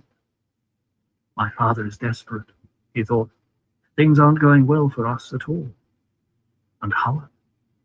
Paul recalled how the old mentat had acted during the conference, subtle hesitations, signs of unrest. Howard was deeply troubled by something. Best you remain here the rest of the night, son, the Duke said. It'll be dawn soon anyway. I'll inform your mother. He got to his feet slowly, stiffly. Why don't you pull a few of these chairs together and stretch out on them for some rest? I'm not very tired, sir. As you will.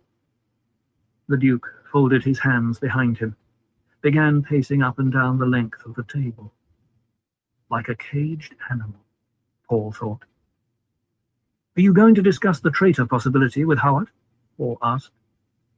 The Duke stopped across from his son, spoke to the dark windows. We've discussed the possibility many times. The old woman seemed so sure of herself, Paul said. And the message, Mother? Precautions have been taken, the Duke said.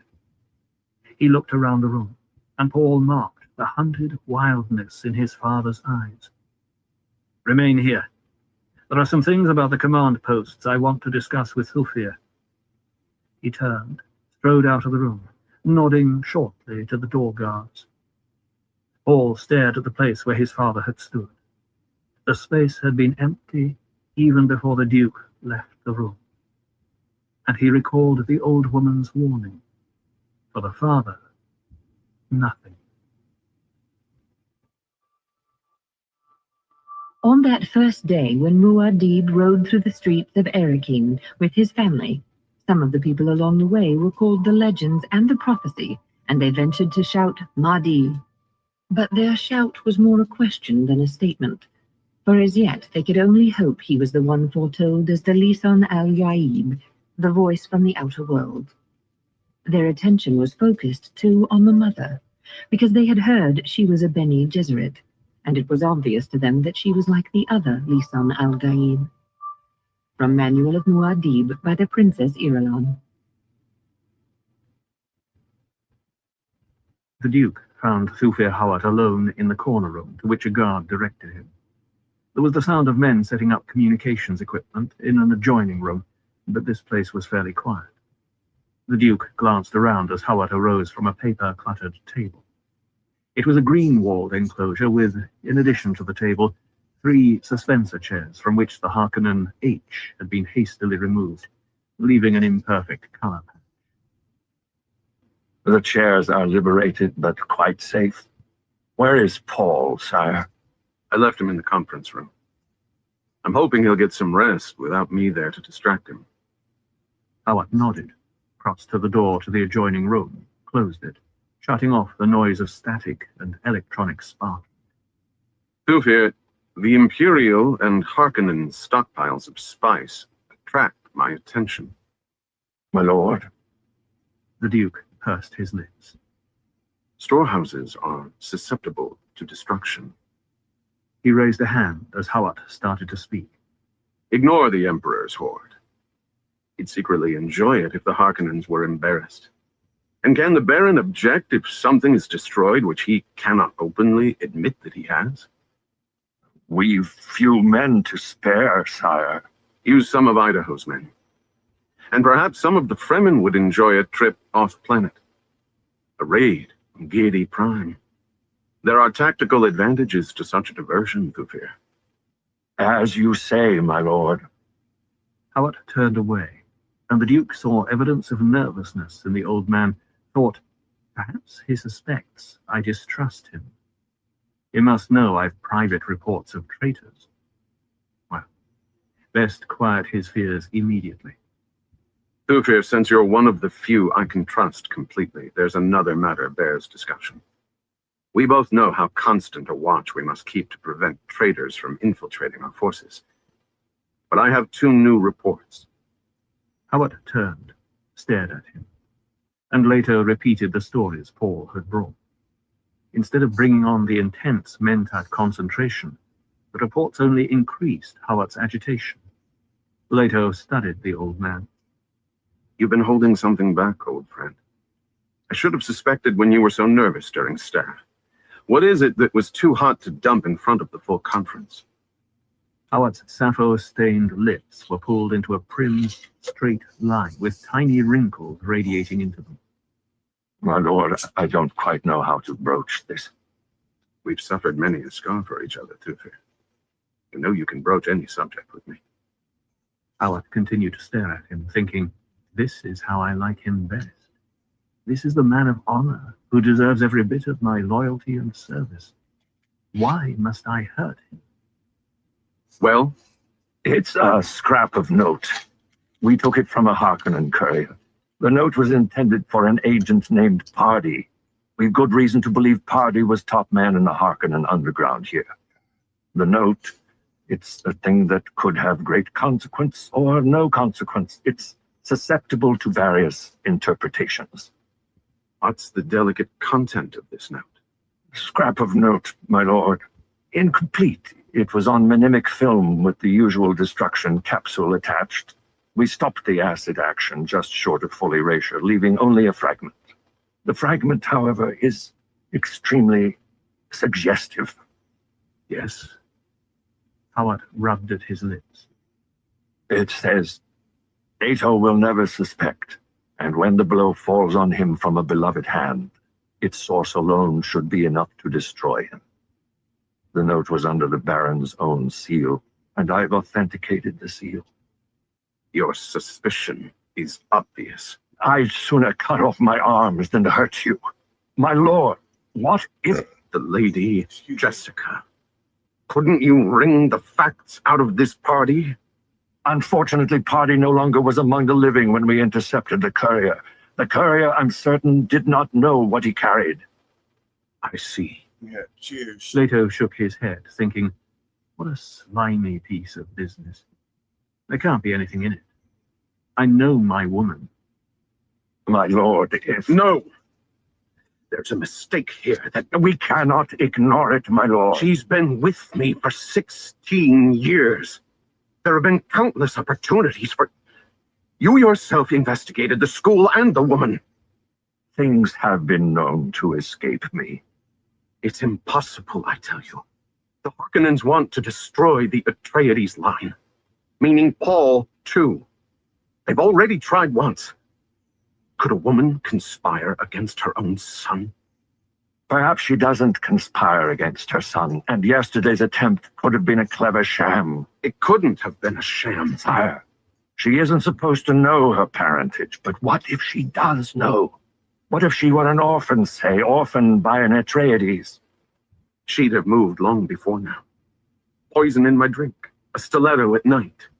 Who has had better opportunity? The Harkonnens mean to destroy you, my lord. Their intent is not just to kill. There's a range of fine distinctions in Conley. This could be a work of art among vendettas. The Duke's shoulders slumped. He closed his eyes, looking old and tired. It cannot be, he thought.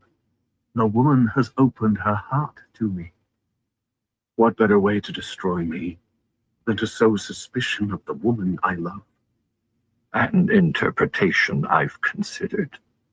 Still, The Duke opened his eyes, stared at Howard, thinking, let him be suspicious. Suspicion is his trade, not mine.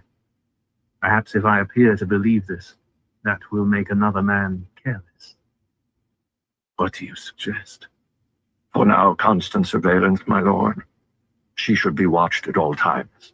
I will see it's done unobtrusively. Idaho would be the ideal choice for the job. Perhaps in a week or so we can bring him back. There's a young man we've been training in Idaho's troop who might be ideal to send to the Fremen as a replacement. He's gifted in diplomacy. Don't jeopardize our foothold with the Fremen. Of course not, sir. And what about Paul? Perhaps we could alert Dr. Yui. Leto turned his back on Howard. I leave it in your hands. I shall use discretion, my lord. At least I can count on that, Leto thought. I will take a walk. If you need me, I'll be within the perimeter. The guard. My lord, before you go, I have a film clip you should read. It's a first approximation analysis on the Fremen religion. You'll recall you asked me to report on it. He paused, spoke without turning. With it not wait. Of course, my lord. You asked what they were shouting, though. It was Mahdi. They directed the term at the young master. When they... At Paul? Yes, my lord. They've a legend here, a prophecy, that a leader will come to them, child of a Bene Gesserit, to lead them to true freedom. It follows the familiar Messiah pattern. They think Paul is this... They only hope, my lord. Howard extended a film clip capsule. The Duke accepted it, thrust it into a pocket. I'll look at it later. Certainly, my lord. Right now, I need time to... Yes, my lord. The Duke took a deep, sighing breath, strode out the door. He turned to his right, down the hall, began walking, hands behind his back, paying little attention to where he was. There were corridors and stairs and balconies and halls, people who saluted and stood aside for him. In time he came back to the conference room, found it dark, and Paul asleep on the table with a guard's robe thrown over him and a ditty pack for a pillow. The Duke walked softly down the length of the room and onto the balcony overlooking the landing field. A guard at the corner of the balcony, recognizing the Duke by the dim reflection of lights from the field, snapped to attention. At ease, the Duke murmured. He leaned against the cold metal of the balcony rail. A pre-dawn hush had come over the desert basin. He looked up. Straight overhead, the stars were a sequin shawl flung over blue-black. Low on the southern horizon, the night's second moon peered through a thin dust haze, an unbelieving moon that looked at him with a cynical light. As the Duke watched, the moon dipped beneath the shield wall cliffs, frosting them, and in the sudden intensity of darkness, he experienced a chill. He shivered. Anger shot through him. The Harkonnens have hindered and hounded and hunted me for the last time, he thought. They are dung heaps with village provost minds. Here I make my stand. And he thought, with a touch of sadness, I must rule with eye and claw. With a hawk among lesser birds. Unconsciously, his hand brushed the hawk emblem on his tunic. To the east, the night grew a faggot of luminous grey, then seashell opalescence that dimmed the stars. There came the long, bell-tolling movement of dawn striking across a broken horizon. It was a scene of such beauty, it caught all his attention. Some things beggar likeness, he thought. He had never imagined anything here could be as beautiful as that shattered red horizon and the purple and ochre cliffs. Beyond the landing field, where the night's faint dew had touched life into the hurried seeds of arachis, he saw great puddles of red blooms, and running through them, an articulate tread of violet, like giant footsteps. It's a beautiful morning, sir, the guard said. Yes, it is. The Duke nodded, thinking, perhaps this planet could grow on one.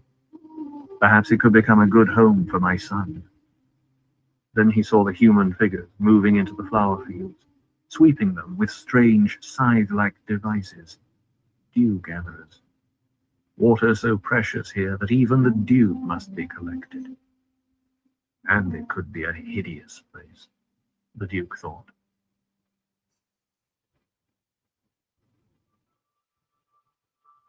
There is probably no more terrible instant of enlightenment than the one in which you discover your father is a man with human flesh. From Collected Sayings of Muad'Dib by the Princess Irulan. The Duke said, "Oh, I'm doing a hateful thing, but I must." He stood beside the portable poison snooper that had been brought into the conference room for their breakfast. The thing's sensor arms hung limply over the table, reminding Paul of some weird insect newly dead. The Duke's attention was directed out the windows at the landing field and its roiling of dust against the morning sky. Paul had a viewer in front of him containing a short film clip on Fremen religious practices. The clip had been compiled by one of Hawat's experts, and Paul found himself disturbed by the references to himself. Matif. Lisan al-Gaib. He could close his eyes and recall the shouts of the crowds. So that is what they hope, he thought. And he remembered what the old Reverend Mother had said. Kwisatz Haderach. The memories touched his feelings of terrible purpose, shading this strange world with sensations of familiarity that he could not understand. A hateful thing, the Duke said. What do you mean, sir? Leto turned, looked down at his son. Because the Harkonnens think to trick me by making me distrust your mother. And they don't know that I'd sooner distrust myself. I don't understand, sir. Again, Leto looked out the windows. The white sun was well up into its morning quadrant. Milky light picked out a boiling of dust clouds that spilled over into the blind canyons interfingering the shield wall. Slowly, speaking in a slow voice to contain his anger, the Duke explained to Paul about the mysterious note. You might just as well mistrust me, Paul said. They have to think they've succeeded, the Duke said. They must think me this much of a fool. It must look real. Even your mother may not know the sham. But, sir, why? Your mother's response must not be an act. Oh, she is capable of a supreme act, but too much rides on this. I hope to smoke out a traitor. It must seem that I've been completely cozened. She must be hurt this way that she does not suffer greater hurt. Why do you tell me, Father? Maybe I'll give it away. They'll not watch you in this thing, the Duke said. You'll keep the secret. You must. He walked to the windows, spoke without turning. This way. If anything should happen to me, you can tell her the truth. That I never doubted her, not for the smallest instant. I should want her to know this. Paul recognized the death thoughts in his father's words. Spoke quickly. Nothing's going to happen to you, sir. Be silent, son. Paul stared at his father's back, seeing the fatigue in the angle of the neck, in the line of the shoulders, in the slow movements. You're just tired, Father. I am tired, the Duke agreed. I'm morally tired. The melancholy degeneration of the great houses has afflicted me at last, perhaps. And we were such strong people once. Paul spoke in quick anger. Our house hasn't degenerated, hasn't it? The Duke turned, faced his son, revealing dark circles beneath hard eyes, a cynical twist of mouth. I should wed your mother, make her my duchess. Yet, my unwedded state gives some houses hope they may yet ally with me through their marriageable daughters, he shrugged. So, Mother has explained this to me. Nothing wins more loyalty for a leader than an air of bravura, the Duke said. I, therefore, cultivate an air of bravura. You lead well, Paul protested. You govern well. Men follow you willingly and love you. My propaganda corps is one of the finest, the Duke said. Again he turned to stare out at the basin. There's greater possibility for us here on Arrakis than the Imperium could ever suspect. Yet sometimes I think it'd have been better if we'd run for it, gone renegade. Sometimes I wish we could sink back into anonymity among the people, become less exposed to— Father! Yes, I am tired, the Duke said. Did you know we're using spice residue as raw material? We already have our own factory to manufacture film base. Sir, we mustn't run short of film base, the Duke said. Else, how could we flood village and city with our information? The people must learn how well I govern them. How would they know if we didn't tell them? You should get some rest, Paul said. Again, the Duke faced his son. Arrakis has another advantage I almost forgot to mention. Spice is in everything here. You breathe it and eat it in almost everything. And I find that this imparts a certain natural immunity to some of the most common poisons of the Assassin's Handbook. And the need to watch every drop of water puts all food production, yeast culture, hydroponics, chemovit, everything under the strictest surveillance. We cannot kill off large segments of our population with poison, and we cannot be attacked this way either. Arrakis makes us moral and ethical. Paul started to speak, but the Duke cut him off, saying, I have to have someone I can say these things to, son. He sighed, glanced back at the dry landscape where even the flowers were gone now, trampled by the dew-gatherers, wilted under the early sun. On Caladan, we ruled with sea and air power, the Duke said. Here we must scrabble for desert power. This is your inheritance, Paul. What is to become of you if anything happens to me? You'll not be a renegade house, but a guerrilla house, running, hunted. Paul groped for words, could find nothing to say. He had never seen his father this despondent. To hold Arrakis, the Duke said, one is faced with decisions that may cost one his self-respect. He pointed out the window to the Atreides' green and black banner hanging limply from a staff at the edge of the landing field. That honorable banner could come to mean many evil things. Paul swallowed in a dry throat.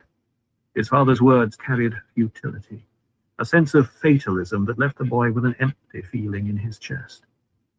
The Duke took an anti-fatigue tablet from a pocket, gulped it dry. Power and fear, he said, the tools of statecraft. I must order a new emphasis on guerrilla training for you. That film clip there, they call you Mahdi, Lisan al-Gaib. At the last resort, you might capitalize on that. Paul stared at his father, watching the shoulders straighten as the tablet did its work, but remembering the words of fear and doubt. What's keeping that ecologist? The Duke muttered. I told Thufir to have him here early. My father, the Padishah Emperor, took me by the hand one day, and I sensed in the ways my mother had taught me that he was disturbed. He led me down the hall of portraits to the ego-likeness of the Duke Leto Atreides. I marked the strong resemblance between them, my father and this man in the portrait, both with thin, elegant faces and sharp features dominated by cold eyes. Princess daughter, my father said, I would that you'd been older when it came time for this man to choose a woman. My father was 71 at the time, and looking no older than the man in the portrait, and I was but 14. Yet I remember deducing in that instant that my father secretly wished the Duke had been his son, and disliked the political necessities that made them enemies. In My Father's House by Princess Irulan. His first encounter with the people he had been ordered to betray left Dr. Kynes shaken. He prided himself on being a scientist to whom legends were merely interesting clues, pointing toward cultural roots. Yet the boy fitted the ancient prophecy so precisely. He had the questing eyes, and the air of reserved candor. Of course, the prophecy left certain latitude as to whether the mother goddess would bring the Messiah with her, or produce him on the scene.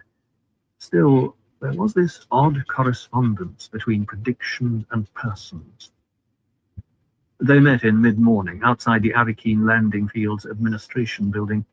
An unmarked ornithopter squatted nearby, humming softly on standby like a somnolent insect. An Atreides guard stood beside it with bared sword and the faint air distortion of a shield around him. Kynes sneered at the shield pattern, thinking, Arrakis has a surprise for them there. The planetologist raised a hand, signaled for his Fremen guard to fall back. He strode on ahead toward the building's entrance, the dark hole in plastic-coated rock. So exposed, that monolithic building, he thought, so much less suitable than a cave. Movement within the entrance caught his attention. He stopped, taking the moment to adjust his robe and the set of his stillsuit at the left shoulder. The entrance doors swung wide. Atreides guards emerged swiftly, all of them heavily armed, slow pellet stunners, swords and shields. Behind them came a tall man, hawk-faced, dark of skin and hair.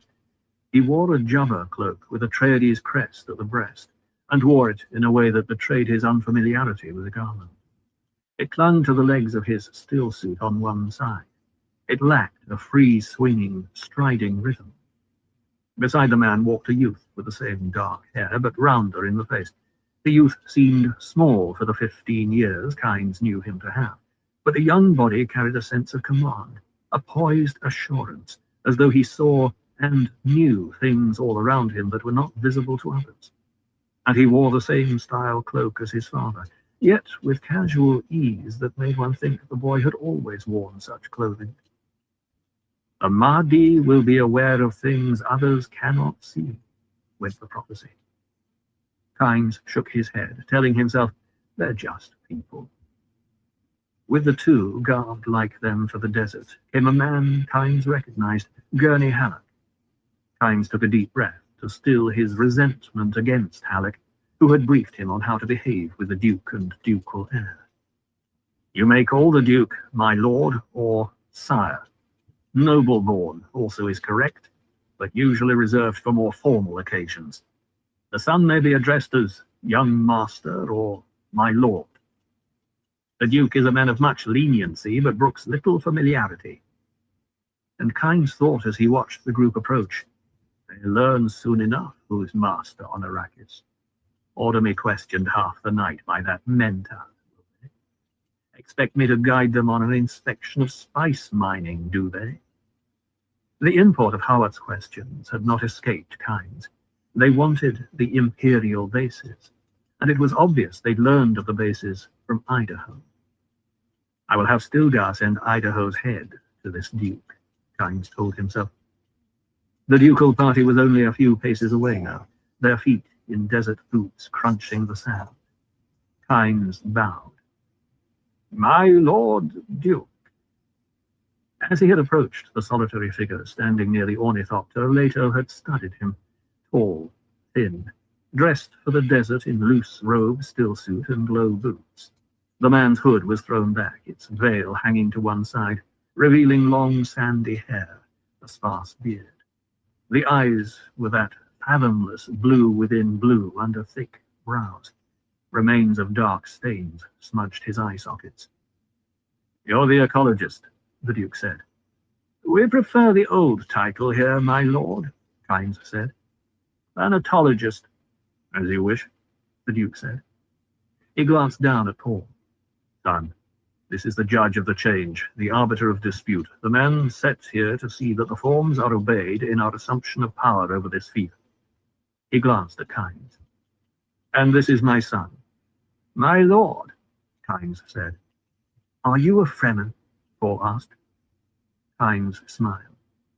I am accepted in both CH and village, young master, but I am in His Majesty's service, the Imperial Planetologist.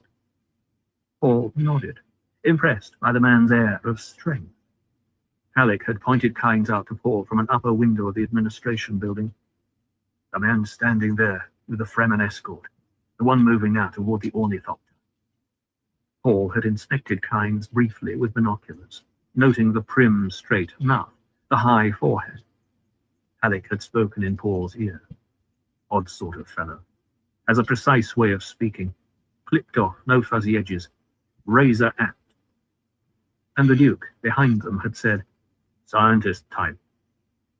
Now, only a few feet from the man, Paul sensed the power in Kynes, the impact of personality, as though he were blood royal, born to command. I understand we have you to thank for our still suits and these cloaks, the Duke said. I hope they fit well, my lord, Kynes said. They're of Fremen make, and as near as possible the dimensions given me by your man Halleck here. I was concerned that you said you couldn't take us into the desert unless we wore these garments, the Duke said. We can carry plenty of water. We don't intend to be out long, and we'll have air cover. The escort you see overhead right now. It isn't likely we'd be forced down. I ain't got that part done. Kynes stared at him, seeing the water-fat flesh. He spoke coldly. I'll be right back. You'll never talk of likelihoods on Arrakis. Be right back. You speak only of possibilities. Halleck stiffened. The Duke is to be addressed as my lord or sire. Later gave Halleck their private hand signal to desist. Said, our ways are new here, Gurney. We must make allowances. As ye wish, sire. We are indebted to you, Dr. Kynes, later said. These suits and the consideration for our welfare will be remembered. On impulse, Paul called to mind a quotation from the OC Bible. Said, the gift is the blessing of the giver. The words rang out over loud in the still air. The Fremen escort Kynes had left in the shade of the administration building leaped up from their squatting repose, muttering in open agitation. One cried out, Lisan al-Gaib! Kynes whirled, gave a curt chopping signal with a hand, waved the guard away. They fell back, grumbling among themselves, trailed away around the building. Most interesting, Plato said. Kynes cast a hard glare over the Duke and Paul, said, most of the desert natives here are a superstitious lot. Pay no attention to them. They mean no harm. But he thought of the words of the legend. They will greet you with holy words, and your gifts will be a blessing. Leto's assessment of Kynes, based partly on Howard's brief verbal report, guarded and full of suspicions, suddenly crystallized. The man was Fremen. Kynes had come with a Fremen escort, which could mean simply that the Fremen were testing their new freedom to enter urban areas, but it had seemed an honor guard. And by his manner, Kynes was a proud man, accustomed to freedom, his tongue and his manner guarded only by his own suspicions. Paul's question had been direct and pertinent. Kynes had gone native. Shouldn't we be going, sir? Halleck asked. The Duke nodded. I'll fly my own thopter. Kynes can sit up front with me to direct me. You and Paul take the rear seats. One moment, please, Kynes said. With your permission, sire, I must check the security of your suits. The Duke started to speak, but Kynes pressed on. I have concern for my own flesh as well as yours, my lord. I'm well aware of whose throat would be slit, should harm befall you two while you're in my care. The Duke frowned, thinking, how delicate this moment. If I refuse, it may offend him. And this could be a man whose value to me is beyond measure. Yet, to let him inside my shield, touching my person, when I know so little about him? The thoughts flicked through his mind with decision hard on their heels. We're in your hands, the Duke said. He stepped forward, opening his robe, saw Halleck come up on the balls of his feet, poised and alert, but remaining where he was. And, if you'd be so kind, the Duke said, I'd appreciate an explanation of the suit from one who lives so intimately with it. Certainly, Kynes said. He felt up under the robe for the shoulder seals, speaking as he examined. It's basically a micro sandwich, a high-efficiency filter and heat exchange system. He adjusted the shoulder seals. The skin contact layer's porous. Respiration passes through it, having cooled the body, near normal evaporation process. The next two layers, Kynes tightened the chest fit, include heat exchange filaments and salt precipitators, salts reclaimed. The Duke lifted his arms at a gesture, said, "Most interesting." "Breathe deeply," Kynes said. The Duke obeyed. Kynes studied the underarm seals, adjusted one. "Motions of the body, especially breathing," he said, "and some osmotic action provide the pumping force." He loosened the chest fit slightly.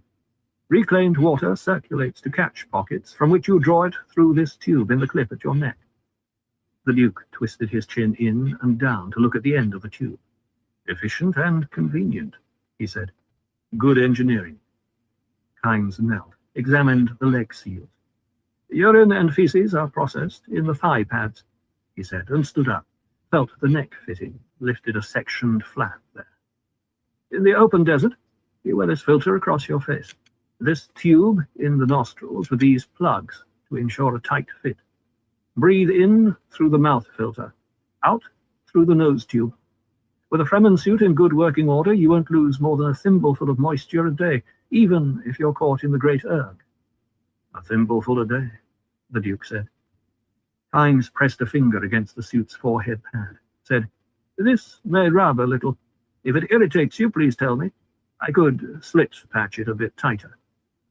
"My thanks," the Duke said. He moved his shoulders in the suit as Kynes stepped back, realizing that it did feel better now, tighter and less irritating. Kynes turned to Paul. "Now, let's have a look at you, lad." A good man, but he'll have to learn to address us properly, the Duke thought. Paul stood passively as Kynes inspected the suit. It had been an odd sensation, putting on the crinkling, slick-surfaced garment. In his foreconsciousness had been the absolute knowledge that he had never before worn a stillsuit. Yet, each motion of adjusting the adhesion tabs under Gurney's inexpert guidance had seemed natural, instinctive. When he had tightened the chest to gain maximum pumping action from the motion of breathing, he had known what he did and why. When he had fitted the neck and forehead tabs tightly, he had known it was to prevent friction blisters. Kynes straightened, stepped back with a puzzled expression. "You've worn a still suit before?" he asked. "This is the first time." "Then someone adjusted it for you?" "No. Your desert boots are fitted slip fashion at the ankles. Who told you to do that?" "It seemed the right way." "That it most certainly is." And Kynes rubbed his cheek, thinking of the legend. "He shall know your ways, as though born to them." "We waste time," the Duke said. He gestured to the waiting Thopter, led the way, accepting the guard's salute with a nod. He climbed in, fastened his safety harness, checked controls and instruments. The craft creaked as the others clambered aboard. Kynes fastened his harness, focused on the padded comfort of the aircraft, soft luxury of grey-green upholstery, gleaming instruments, the sensation of filtered and washed air in his lungs as doors slammed and vent fans whirred alive. So soft, he thought. "All secure, sir," Alex said. Later fed power to the wings, felt them cup and dip once, twice. They were airborne in 10 meters, wings feathered tightly and afterjets thrusting them upward in a steep, hissing climb. "Southeast over the shield wall," Kynes said. "That's where I told your Sandmaster to concentrate his equipment." "Right." The Duke banked into his air cover, the other craft taking up their guard positions as they headed southeast. "The design and manufacture of these still suits bespeaks a high degree of sophistication," the Duke said. "Someday I may show you a CH factory," Kynes said. "I would find that interesting," the Duke said. "I note that suits are manufactured also in some of the garrison cities. Inferior copies," Kynes said. "Any Dune man who values his skin wears a Fremen suit. And it'll hold your water loss to a thimbleful a day. Properly suited, your forehead cap tight, all seals in order, your major water loss is through the palms of your hands," Kynes said. "You can wear suit gloves if you're not using your hands for critical work, but most Fremen in the open desert rub their hands with juice from the leaves of the creosote bush. It inhibits perspiration." The Duke glanced down to the left at the broken landscape of the shield wall. Chasms of tortured rock, patches of yellow-brown crossed by black lines of fault shattering. It was as though someone had dropped this ground from space and left it where it smashed. They crossed a shallow basin with a clear outline of grey sand spreading across it from a canyon opening to the south. The sand fingers ran out into the basin, a dry delta outlined against darker rock. Kynes sat back, thinking about the water-fat flesh he had felt beneath the stillsuits. They wore shield belts over their robes, slow pellet stunners at the waist, coin-sized emergency transmitters on cords around their necks.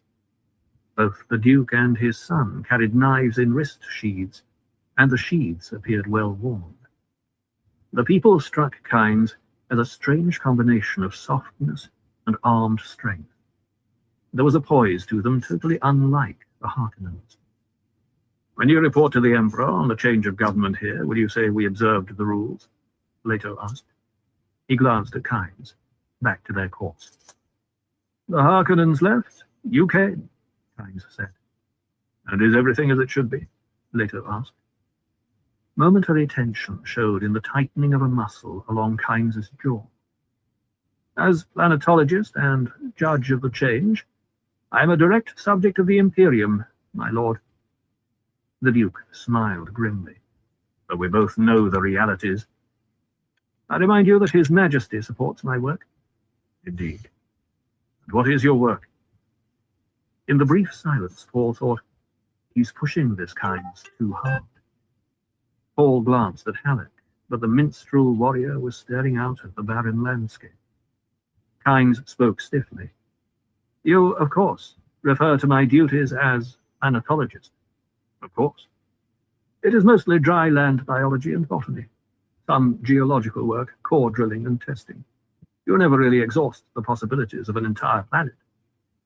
"Do you also investigate the spice?" Kynes turned, and Paul noted the hard line of the man's cheek. "A curious question, my lord." "Bear in mind, Kynes, that this is now my fief. My methods differ from those of the Harkonnens. I don't care if you study the spice as long as I share what you discover." He glanced at the planetologist. "The Harkonnens discouraged investigation of the spice, didn't they?" Kynes stared back, without answering.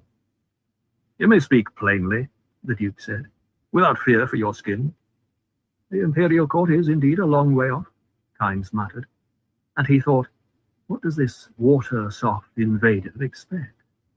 Does he think me fool enough to enlist with him? The Duke chuckled, keeping his attention on their course. "I detect a sour note in your voice, sir. We've waded in here with our mob of tame killers, eh? And we expect you to realize immediately that we're different from the Harkonnens? I've seen the propaganda you flooded into CH and Village," Kynes said. "Love the good Duke. Your core of—" "Here now," Halleck barked. He snapped his attention away from the window, leaned forward. Paul put a hand on Halleck's arm. "Gunny," the Duke said. He glanced back. "This man's been long under the Harkonnens."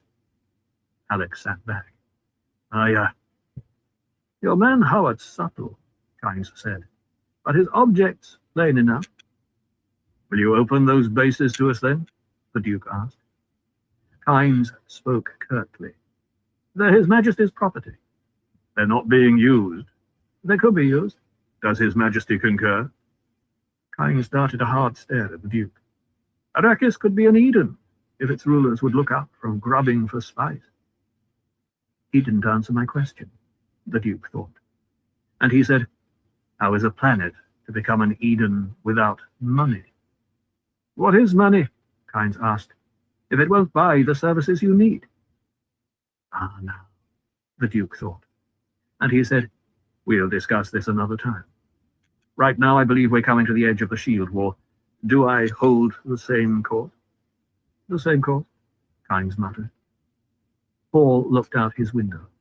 Beneath them, the broken ground began to drop away in tumbled creases toward a barren rock plain and a knife-edged shelf.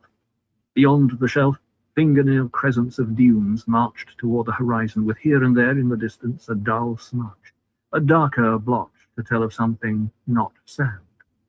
Rock outcroppings, perhaps. In the heat-addled air, Paul couldn't be sure. "Are there any plants down there?" Paul asked. "Some," Kynes said. "This latitude's life zone has mostly what we call minor water stealers, adapted to raiding each other for moisture, gobbling up the trace dew. Some parts of the desert teem with life, but all of it has learned how to survive under these rigors. If you get caught down there, you imitate that life or you die." "You mean steal water from each other?"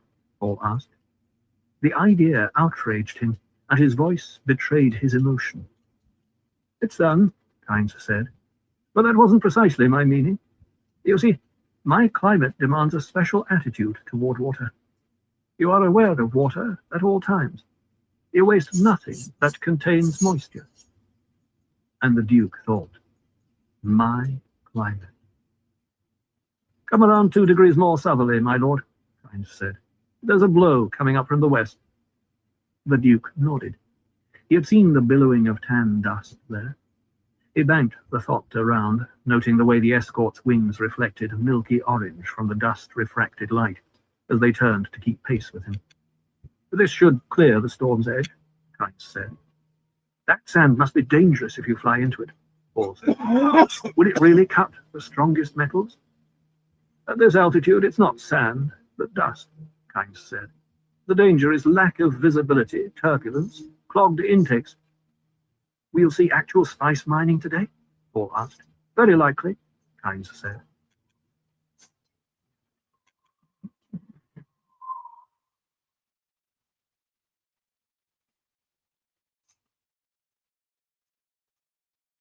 Paul sat back. He had used the questions and hyper-awareness to do what his mother called registering the person. He had Kynes now, tone of voice, each detail of face and gesture.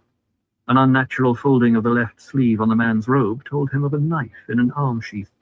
The waist bulged strangely. It was said that desert men wore a belted sash into which they tucked small necessities. Perhaps the bulges came from such a sash, certainly not from a concealed shield belt. A copper pin engraved with the likeness of a hare clasped the neck of Kynes' robe. Another smaller pin with similar likeness hung at the corner of the hood, which was thrown back over his shoulders. Halleck twisted in the seat beside Paul, reached back into the rear compartment and brought out his baliser. Kynes looked around as Halleck tuned the instrument, then returned his attention to their course. "What would you like to hear, young master?" Halleck asked. "You choose, Gurney," Paul said. Halleck bent his ear close to the sounding board, strummed a chord, and sang softly. "Our fathers ate manna in the desert, in the burning places where whirlwinds came. Lord, save us from that horrible land. Save us, oh, save us from the dry and thirsty land." Kynes glanced at the Duke, said, "You do travel with a light complement of guards, my lord? Are all of them such men of many talents?" "Gurney?" The Duke chuckled. "Gurney's one of a kind. I like him with me for his eyes. His eyes miss very little." The planetologist frowned. Without missing a beat in his tune, Halleck interposed, "For I am like an owl of the desert, oh, I am like an owl of the des." The Duke reached down, brought up a microphone from the instrument panel, thumbed it to life, said, "Leader to escort, Gemma. Flying object at 9 o'clock, Sector B. You identify it?" "It's merely a bird," Kynes said, and added, "You have sharp eyes." The panel speaker crackled, then, "Escort, Gemma. Object examined under full amplification. It's a large bird."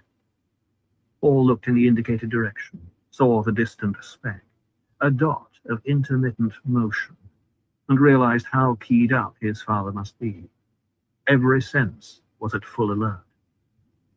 "I'd not realized there were birds that large, this far into the desert," the Duke said. "That's likely an eagle," Kynes said. "Many creatures have adapted to this place." The ornithopter swept over a bare rock plain. Paul looked down from their 2,000 meters altitude, saw the wrinkled shadow of their craft and escort. The land beneath seemed flat, but shadow wrinkles said otherwise. Has anyone ever walked out of the desert? The Duke asked. Halleck's music stopped. He leaned forward to catch the answer. Not from the deep desert, Kynes said. Men have walked out of the second zone several times. They've survived by crossing the rock areas where worms seldom go. The timbre of Kynes' voice held Paul's attention. He felt his senses come alert, the way they were trained to do. Ah, the worms, the Duke said. I must see one sometime. You may see one today, Kynes said. Wherever there is spice, there are worms. Always? Halleck asked. Always. Is there a relationship between worm and spice? The Duke asked. Kynes turned, and Paul saw the pursed lips as the man spoke. They defend spice sands. Each worm has a territory. As to the spice, who knows? Worm specimens we've examined lead us to suspect complicated chemical interchanges within them. We find traces of hydrochloric acid in the ducts. More complicated acid forms elsewhere. I'll give you my monograph on the subject. And a shield's no defense? The Duke asked. Shields? Kynes sneered. Activate a shield within the worm zone and seal your fate. Worms ignore territory lines, come from far around to attack a shield. No man wearing a shield has ever survived such attack. How are worms taken, then? High-voltage electrical shock applied separately to each ring segment is the only known way of killing and preserving an entire worm, Kynes said. They can be stunned and shattered by explosives, but each ring segment has a life of its own. Barring atomics, I know of no explosive powerful enough to destroy a large worm entirely. They're incredibly tough. Why hasn't an effort been made to wipe them out? Paul asked. Too expensive, Kynes said. Too much area to cover. Paul leaned back in his corner. His truth sense, awareness of tone shadings, told him that Kynes was lying and telling half-truths. And he thought, if there's a relationship between spice and worms, killing the worms would destroy the spice. No one will have to walk out of the desert soon, the Duke said. Trip these little transmitters at our necks and rescue is on its way. All our workers will be wearing them before long. We're setting up a special rescue service. Very commendable, Kynes said. Your tone says you don't agree, the Duke said. Agree? Of course I agree, but it won't be much use. Static electricity from sandstorms masks out many signals. Transmitters short out. They've been tried here before, you know. Arrakis is tough on equipment. And if a worm's hunting you, there's not much time. Frequently, you have no more than 15 or 20 minutes. What would you advise? The Duke asked. You ask my advice? As planetologist, yes. You'd follow my advice? If I found it sensible. Very well, my lord. Never travel alone. The Duke turned his attention from the controls.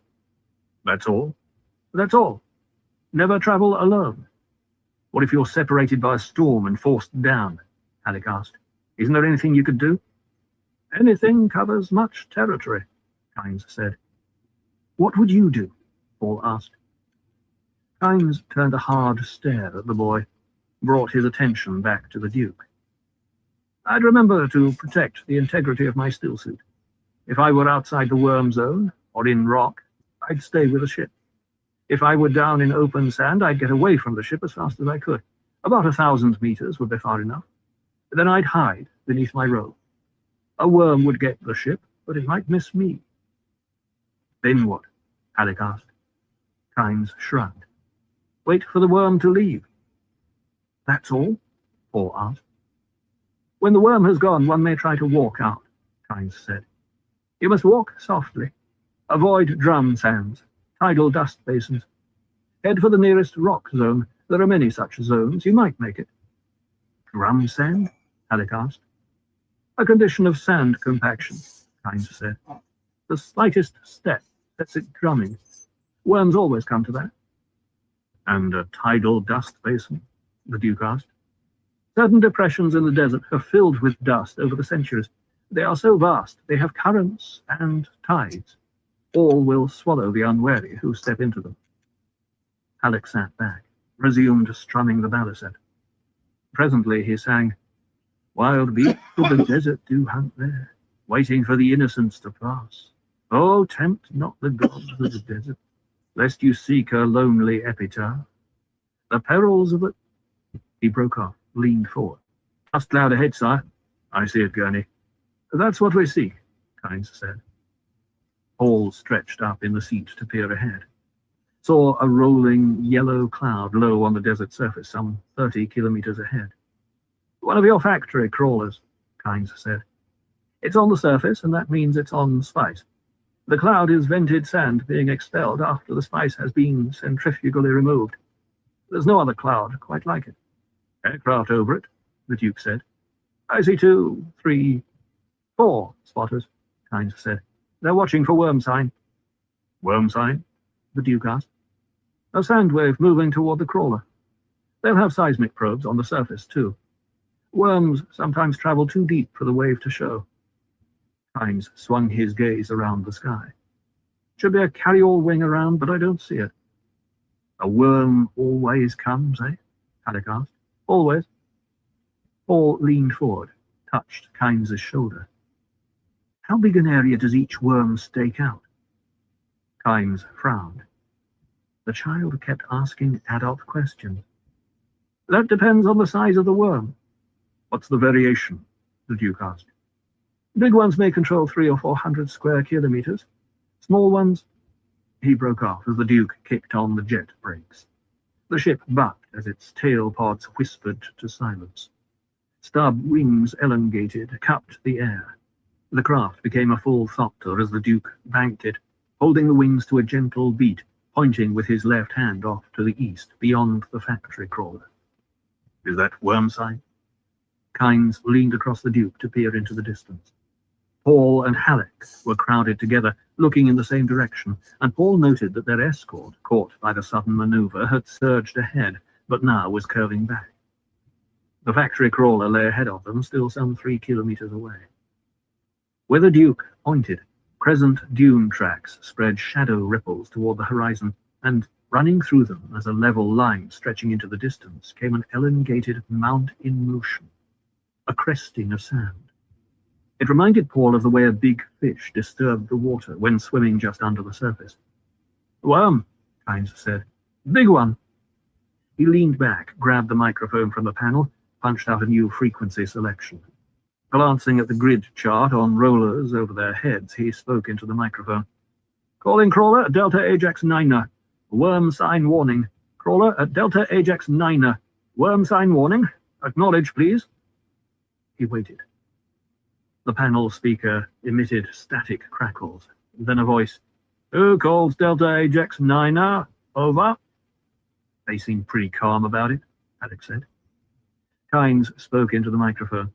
"Unlisted flight, north and east of you about 3 kilometers. Worm sign is on intercept course. Your position, estimated contact 25 minutes. Another voice rumbled from the speaker.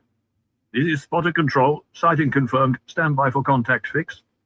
There was a pause, then, "Contact in 26 minutes minus." That was a sharp estimate. "Who's on that unlisted flight? Over." Halleck had his harness off and surged forward between Kynes and the Duke. "Is this the regular working frequency, Kynes?" "Yes. Why? Who'd be listening? Just the work areas in this area. Cuts down interference." Again the speaker crackled. Then, "This is Delta Ajax 9er. Who gets bonus credit for that spot? Over." Halleck glanced at the Duke.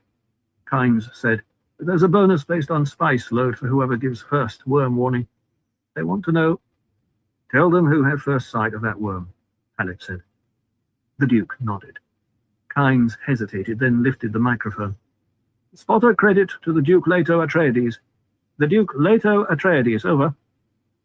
The voice from the speaker was flat and partly distorted by a burst of static. "We read and thank you." "Now, tell them to divide the bonus among themselves," Halleck ordered. "Tell them it's the Duke's wish." Kynes took a deep breath, then, "It's the Duke's wish that you divide the bonus among your crew. Do you read? Over." "Acknowledged and thank you," the speaker said. The Duke said, I forgot to mention that Gurney is also very talented in public relations.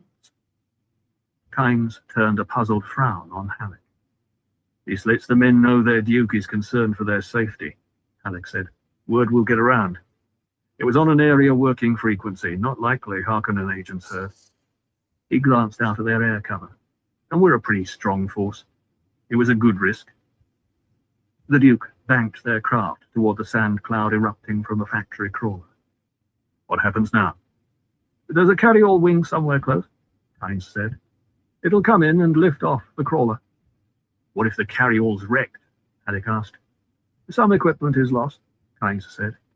Get in close over the crawler, my lord. You'll find this interesting. The Duke scowled, busied himself with the controls as they came into turbulent air over the crawler. Paul looked down, saw sand still spewing out of the metal and plastic monster beneath them. It looked like a great tan and blue beetle with many wide tracks extending on arms around it. He saw a giant inverted funnel snout poked into dark sand in front of it. Rich spice bed by the color, Kynes said. They'll continue working until the last minute.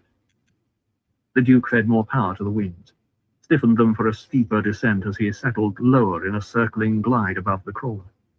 A glance left and right showed his cover holding altitude and circling overhead. Paul studied the yellow cloud belching from the crawler's pipe vents, looked out over the desert at the approaching worm track. Shouldn't we be hearing them call in the carry-all? Halleck asked. They usually have the wing on a different frequency, Kynes said. Shouldn't they have 2 carry-alls standing by for every crawler? The Duke asked. There should be 26 men on that machine down there, not to mention cost of equipment. Kynes said, You don't have enough He broke off as the speaker erupted with an angry voice. Any of you see the wing? He isn't answering. A garble of noise crackled from the speaker, drowned in an abrupt override signal, then silence, and the first voice. Report by the numbers, over. This is spotter control. Last I saw the wing was pretty high and circling off northwest. I don't see him now, over. Spotter 1, negative, over. Spotter 2, negative, over. Spotter 3, negative, over. Silence. The Duke looked down. His own craft's shadow was just passing over the crawler. Only 4 spotters, is that right? Correct, Kynes said. There are 5 in our party, the Duke said. Our ships are larger. We can crowd in 3 extra each. Their spotters ought to be able to lift off 2 each. Paul did the mental arithmetic, said, That's 3 short. Why don't they have 2 carry-alls to each crawler? Barked the Duke. You don't have enough extra equipment, Kynes said. All the more reason we should protect what we have. Where could that carry-all go? Halleck asked. Could have been forced down somewhere out of sight, Kynes said. The Duke grabbed the microphone, hesitated, with thumb poised over its switch. How could they lose sight of a carry-all? They keep their attention on the ground, looking for worm sign, Kynes said. The Duke thumbed the switch, spoke into the microphone. This is your Duke. We are coming down to take off Delta Ajax 9's crew. All spotters are ordered to comply. Spotters will land on the east side. We will take the west. Over. He reached down, punched out his own command frequency, repeated the order for his own air cover, handed the microphone back to Kynes. Kynes returned to the working frequency, and a voice blasted from the speaker. Almost a full load of spice. We have almost a full load. We can't leave that for a damned worm. Over. Damn the spice, the Duke barked. He grabbed back the microphone, said, We can always get more spice. There are seats in our ships for all but 3 of you. Draw straws or decide any way you like who's to go. But you're going, and that's an order. He slammed the microphone back into Kynes' hands, muttered, Sorry, as Kynes shook an injured finger. How much time? Paul asked. 9 minutes, Kynes said. The Duke said, This ship has more power than the others. If we took off under jet with 3/4 wings, we could crowd in an additional man. That sounds soft, Kynes said. With 4 extra men aboard on a jet takeoff, we could snap the wings, sire, Halleck said. Not on this ship, the Duke said. He hauled back on the controls as the Thopter glided in beside the crawler. The wings tipped up, braked the Thopter to a skidding stop within 20 meters of the factory. The crawler was silent now, No sand spouting from its vents. Only a faint mechanical rumble issued from it, becoming more audible as the Duke opened his door. Immediately their nostrils were assailed by the odor of cinnamon, heavy and pungent. With a loud flapping, the spotter aircraft glided down to the sand on the other side of the crawler. The Duke's own escort swooped in to land in line with him. Paul, looking out at the factory, saw how all the thopters were dwarfed by it, gnats beside a warrior beetle. "Gurney, you and Paul toss out that rear seat," the Duke said. He manually cranked the wings out to 3/4, set their angle, checked the jet pod controls. "Why the devil aren't they coming out of that machine?" "They're hoping the carryall will show up," Kynes said. "But they still have a few minutes." He glanced off to the east. All turned to look the same direction, seeing no sign of the worm, but there was a heavy, charged feeling of anxiety in the air. The Duke took the microphone, punched for his command frequency, said, "Two of you toss out your shield generators. By the numbers. You can carry one more man that way. We're not leaving any men for that monster."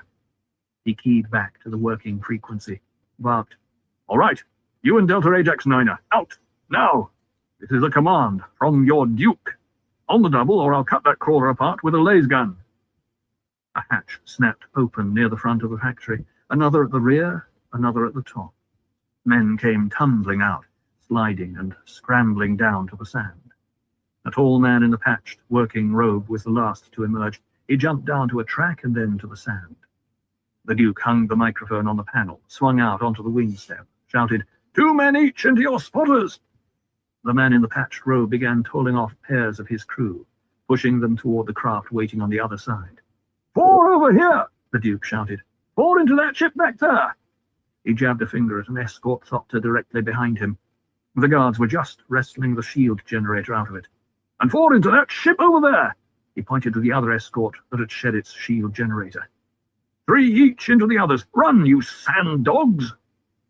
The tall man finished counting off his crew, came slogging across the sand, followed by 3 of his companions. "I hear the worm, but I can't see it," Kynes said. The others heard it then, an abrasive slithering, distant and growing louder. "Damn sloppy way to operate," the Duke muttered. Aircraft began flapping off the sand around them. It reminded the Duke of a time in his home planet's jungles, a sudden emergence into a clearing and carrion birds lifting away from the carcass of a wild ox. The spice workers slogged up to the side of the thopter, started climbing in behind the Duke. Halleck helped, dragging them into the rear. "In you go, boys," he snapped. "On a double." Paul, crowded into a corner by sweating men, smelled the perspiration of fear, saw that 2 of the men had poor neck adjustments on their still suits. He filed the information in his memory for future action. His father would have to order tighter still-suit discipline. Men tended to become sloppy if you didn't watch such things. The last man came gasping into the rear, said, "The worm! It's almost on us! Blast off!" The Duke slid into his seat, frowning, said, "We still have almost 3 minutes on the original contact estimate. Is that right, Kynes?" He shut his door, checked it. "Almost exactly, my lord," Kynes said. And he thought, a cool one, this Duke. "All secure here, sir," Halleck said. The Duke nodded, watched the last of his escort take off. He adjusted the igniter, glanced once more at wings and instruments, punched the jet sequence. The takeoff pressed the Duke and Kynes deep into their seats, compressed the people in the rear. Kynes watched the way the Duke handled the controls, gently, surely. The thopter was fully airborne now, and the Duke studied his instruments, glanced left and right at his wings. "She's very heavy, sire," Halleck said. "Well within the tolerances of this ship," the Duke said. "You didn't really think I'd risk this cargo, did you, Gurney?" Halleck grinned, said, "Not a bit of it, sire." The Duke banked his craft in a long, easy curve, climbing over the crawler.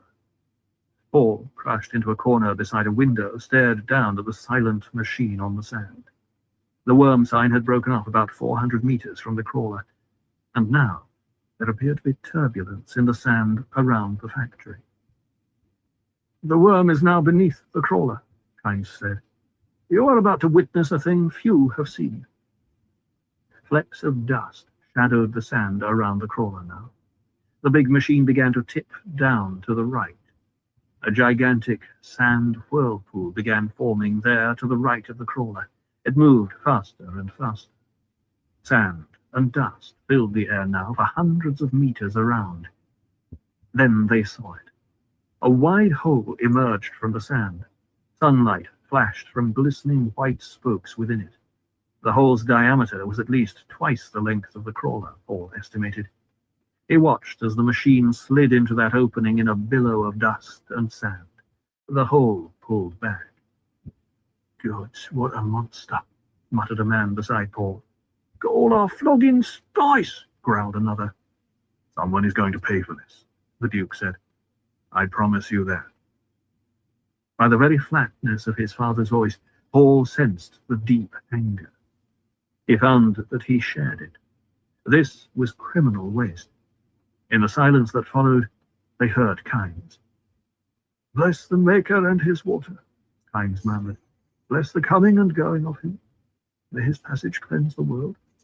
May he keep the world for his people." "What's that you're saying?" the Duke asked. But Kynes remained silent. Paul glanced at the men crowded around him. They were staring fearfully at the back of Kynes's head. One of them whispered, "Niet." Kynes turned, scowling. The man sank back, abashed. Another of the rescued men began coughing, dry and rasping. Presently he gasped, "Curse this hellhole!" The tall Dune man who had come last out of the crawler said, "Be you still, Cos. You but worsen your cough." He stirred among the men until he could look through them at the back of the Duke's head. "You be the Duke Leto, I warrant," he said. "It's to you we give thanks for our lives. We were ready to end it there until you came along." "Quiet, man, and let the Duke fly this ship," Halleck muttered. Paul glanced at Halleck. He too had seen the tension wrinkles at the corner of his father's jaw. One walked softly when the Duke was in a rage. Later began easing his thopter out of its great banking circle, stopped at a new sign of movement on the sand. The worm had withdrawn into the depths, and now, near where the crawler had been, two figures could be seen moving north, away from the sand depression. They appeared to glide over the surface with hardly a lifting of dust to mark their passage. "Who's that down there?" the Duke barked. "Two Johnnies who came along for the ride, sir," said the tall Dune man. "Why wasn't something said about them?" "It was a chance they took, sir," the Dune man said. "My lord," said Kynes, "these men know it's of little use to do anything about men trapped on the desert in worm country." "We'll send a ship from base for them," the Duke snapped. "As you wish, my lord," Kynes said. "But likely when the ship gets here, there'll be no one to rescue." "We'll send a ship anyway," the Duke said. "They were right beside where the worm came up," Paul said. "How'd they escape?" "The sides of the hole cave in and make the distances deceptive," Kynes said. "You waste fuel here, sir," Halleck ventured. "Aye, Gurney." The Duke brought his craft around toward the shield wall. His escort came down from circling stations, took up positions above and on both sides. Paul thought about what the Dune man and Kynes had said. He sensed half-truths, outright lies. The men on the sand had glided across the surface so surely, moving in a way obviously calculated to keep from luring the worm back out of its depths. Fremen, Paul thought. Who else would be so sure on the sand? Who else might be left out of your worries as a matter of course, because they are in no danger? They know how to live here. They know how to outwit the worm. What were Fremen doing on that crawler? Paul asked. Kynes whirled. The tall Dune man turned wide eyes on Paul, blue within blue within blue. "Who be this lad?" he asked. Halleck moved to place himself between the man and Paul, said, "This is Paul Atreides, the ducal heir." "Why says he there were Fremen on our Rambler?" the man asked. "They fit the description," Paul said. Kynes snorted. "You can't tell Fremen just by looking at them." He looked at the Dune man. "You, who were those men?" "Friends of one of the others," the Dune man said. Just friends from a village who wanted to see the spice sand.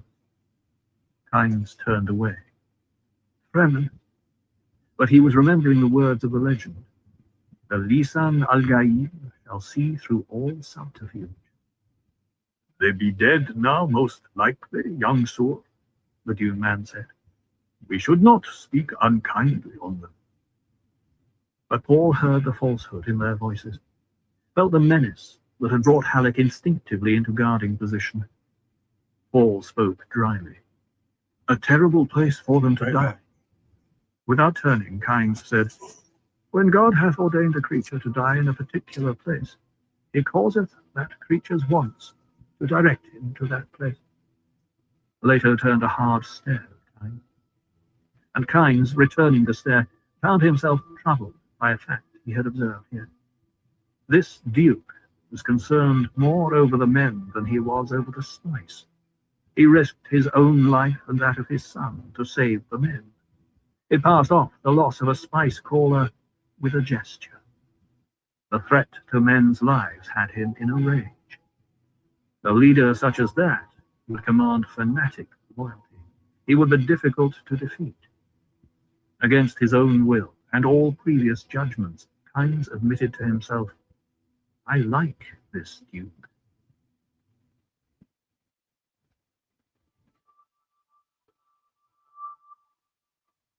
Greatness is a transitory experience. It is never consistent. It depends in part upon the myth-making imagination of humankind.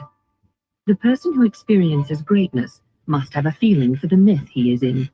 He must reflect what is projected upon him, and he must have a strong sense of the sardonic. This is what uncouples him from belief in his own pretensions. The sardonic is all that permits him to move within himself. Without this quality, even occasional greatness will destroy a man. From Collected Sayings of Muad'Dib by the Princess Irulan. In the dining hall of the Arakeen Great House, dispenser lamps had been lighted against the early dark. They cast their yellow glows upward onto the black bull's head with its bloody horns, and onto the darkly glistening oil painting of the old Duke. Beneath these talismans, white linen shone around the burnished reflections of the Atreides silver, which had been placed in precise arrangements along the great table, little archipelagos of service waiting behind crystal glasses, each setting squared off before a heavy wooden chair. The classic central chandelier remained unlighted, and its chain twisted upward into shadows where the mechanism of the poison snooper had been concealed. Pausing in the doorway to inspect the arrangements, the Duke thought about the poison snooper and what it signified in his society. All of a pattern, he thought. You can plumb us by our language, the precise and delicate delineations for ways to administer treacherous death. Will someone try Chalmurky tonight? Poison in the drink? Or will it be Chalmers? Poison in the food? He shook his head. Beside each plate on the long table stood a flagon of water. There was enough water along the table, the Duke estimated, to keep a poor Arakeen family for more than a year. Flanking the doorway in which he stood were broad laving basins of ornate yellow and green tile. Each basin had its rack of towels. It was the custom, the housekeeper had explained, for guests as they entered to dip their hands ceremoniously into a basin, slop several cups of water onto the floor, dry their hands on a towel, and fling the towel into the growing puddle at the door. After the dinner, beggars gathered outside to get the water squeezing from the towels. How typical of a Harkonnen fear, the Duke thought. Every degradation of the spirit that can be conceived. He took a deep breath, feeling rage tighten his stomach. The custom stops here, he muttered. He saw a serving woman, one of the old and gnarled ones the housekeeper had recommended, hovering at the doorway from the kitchen across from him. The Duke signaled with upraised hand. She moved out of the shadows, scurried around the table toward him, and he noted the leathery face, the blue within blue eyes. My lord wishes? She kept her head bowed, eyes shielded. He gestured. Have these basins and towels removed? But, noble Morn, she looked up, mouth gaping. I know the custom. he barked. Take these basins to the front door. While we're eating and until we've finished, each beggar who calls may have a full cup of water. Understood? Her leathery face displayed a twisting of emotions. Dismay, anger. With sudden insight, Leto realized that she must have planned to sell the water squeezings from the foot-trampled towels, wringing a few coppers from the wretches who came to the door. Perhaps that also was a custom. His face clouded, and he growled, I'm posting a guard to see that my orders are carried out to the letter. He whirled, strode back down the passage to the great hall. Memories rolled in his mind like the toothless mutterings of old women. He remembered open water and waves, days of grass instead of sand, dazed summers that had whipped past him like windstorm leaves, all gone. I'm getting old, he thought. I've felt the cold hand of my mortality. And in what? An old woman's greed. In the great hall, the Lady Jessica was the center of a mixed group standing in front of the fireplace. An open blaze crackled there, casting flickers of orange light onto jewels and laces and costly fabrics. He recognized in the group a stillsuit manufacturer down from Carthage, an electronics equipment importer, a water shipper whose summer mansion was near his polar cap factory, a representative of the Guild Bank. Lean and remote, that one. A dealer in replacement parts for spice mining equipment, a thin and hard-faced woman whose escort service for off-planet visitors reputedly operated as cover for various smuggling, spying, and blackmail operations. Most of the women in the hall seemed cast from a specific type. Decorative, precisely turned out, an odd mingling of untouchable sensuousness. Even without her position as hostess, Jessica would have dominated the group, he thought. She wore no jewelry and had chosen warm colors, a long dress, almost the shade of the open blaze, and an earth-brown band around her bronzed hair. He realized she had done this to taunt him subtly, a reproof against his recent pose of coldness. She was well aware that he liked her best in these shades, that he saw her as a rustling of warm colors. Nearby, more an outflanker than a member of the group, stood Duncan Idaho in glittering dress uniform, flat face unreadable, the curling black hair neatly combed. He had been summoned back from the Fremen and had his orders from Howard. Under pretext of guarding her, you will keep the Lady Jessica under constant surveillance. The Duke glanced around the room. There was Paul in the corner, surrounded by a fawning group of the younger Arakeen Richesse, and aloof among them, 3 officers of the house troop. The Duke took particular note of the young women. What a catch a ducal heir would make. But Paul was treating all equally with an air of reserved nobility. He'll wear the title well, the Duke thought, and realized with a sudden chill that this was another death thought. Paul saw his father in the doorway, avoided his eyes. He looked around at the clusterings of guests, the jeweled hands clutching drinks, and the unobtrusive inspections with tiny, remote-cast snoopers. Seeing all the chattering faces, Paul was suddenly repelled by them. They were cheap masks locked on festering thoughts, voices gabbling to drown out the loud silence in every breast. I'm in a sour mood, he thought, and wondered what Gurney would say to that. He knew his mood's source.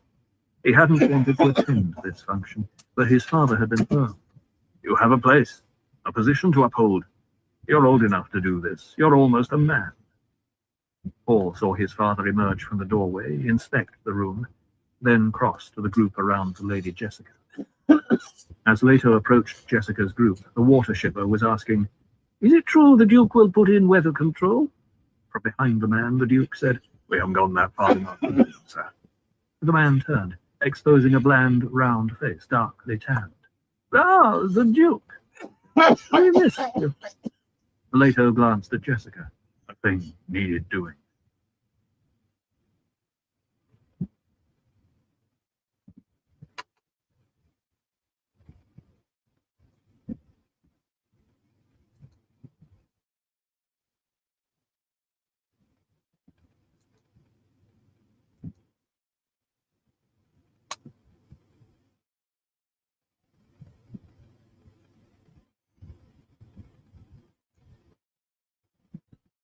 All right, everyone. I'm gonna call it into this life for tonight. I want to thank everyone for stopping by. Everyone continues to stop by. Excuse me. I very appreciate all y'all support. Until next time, everyone. Gotta stay safe.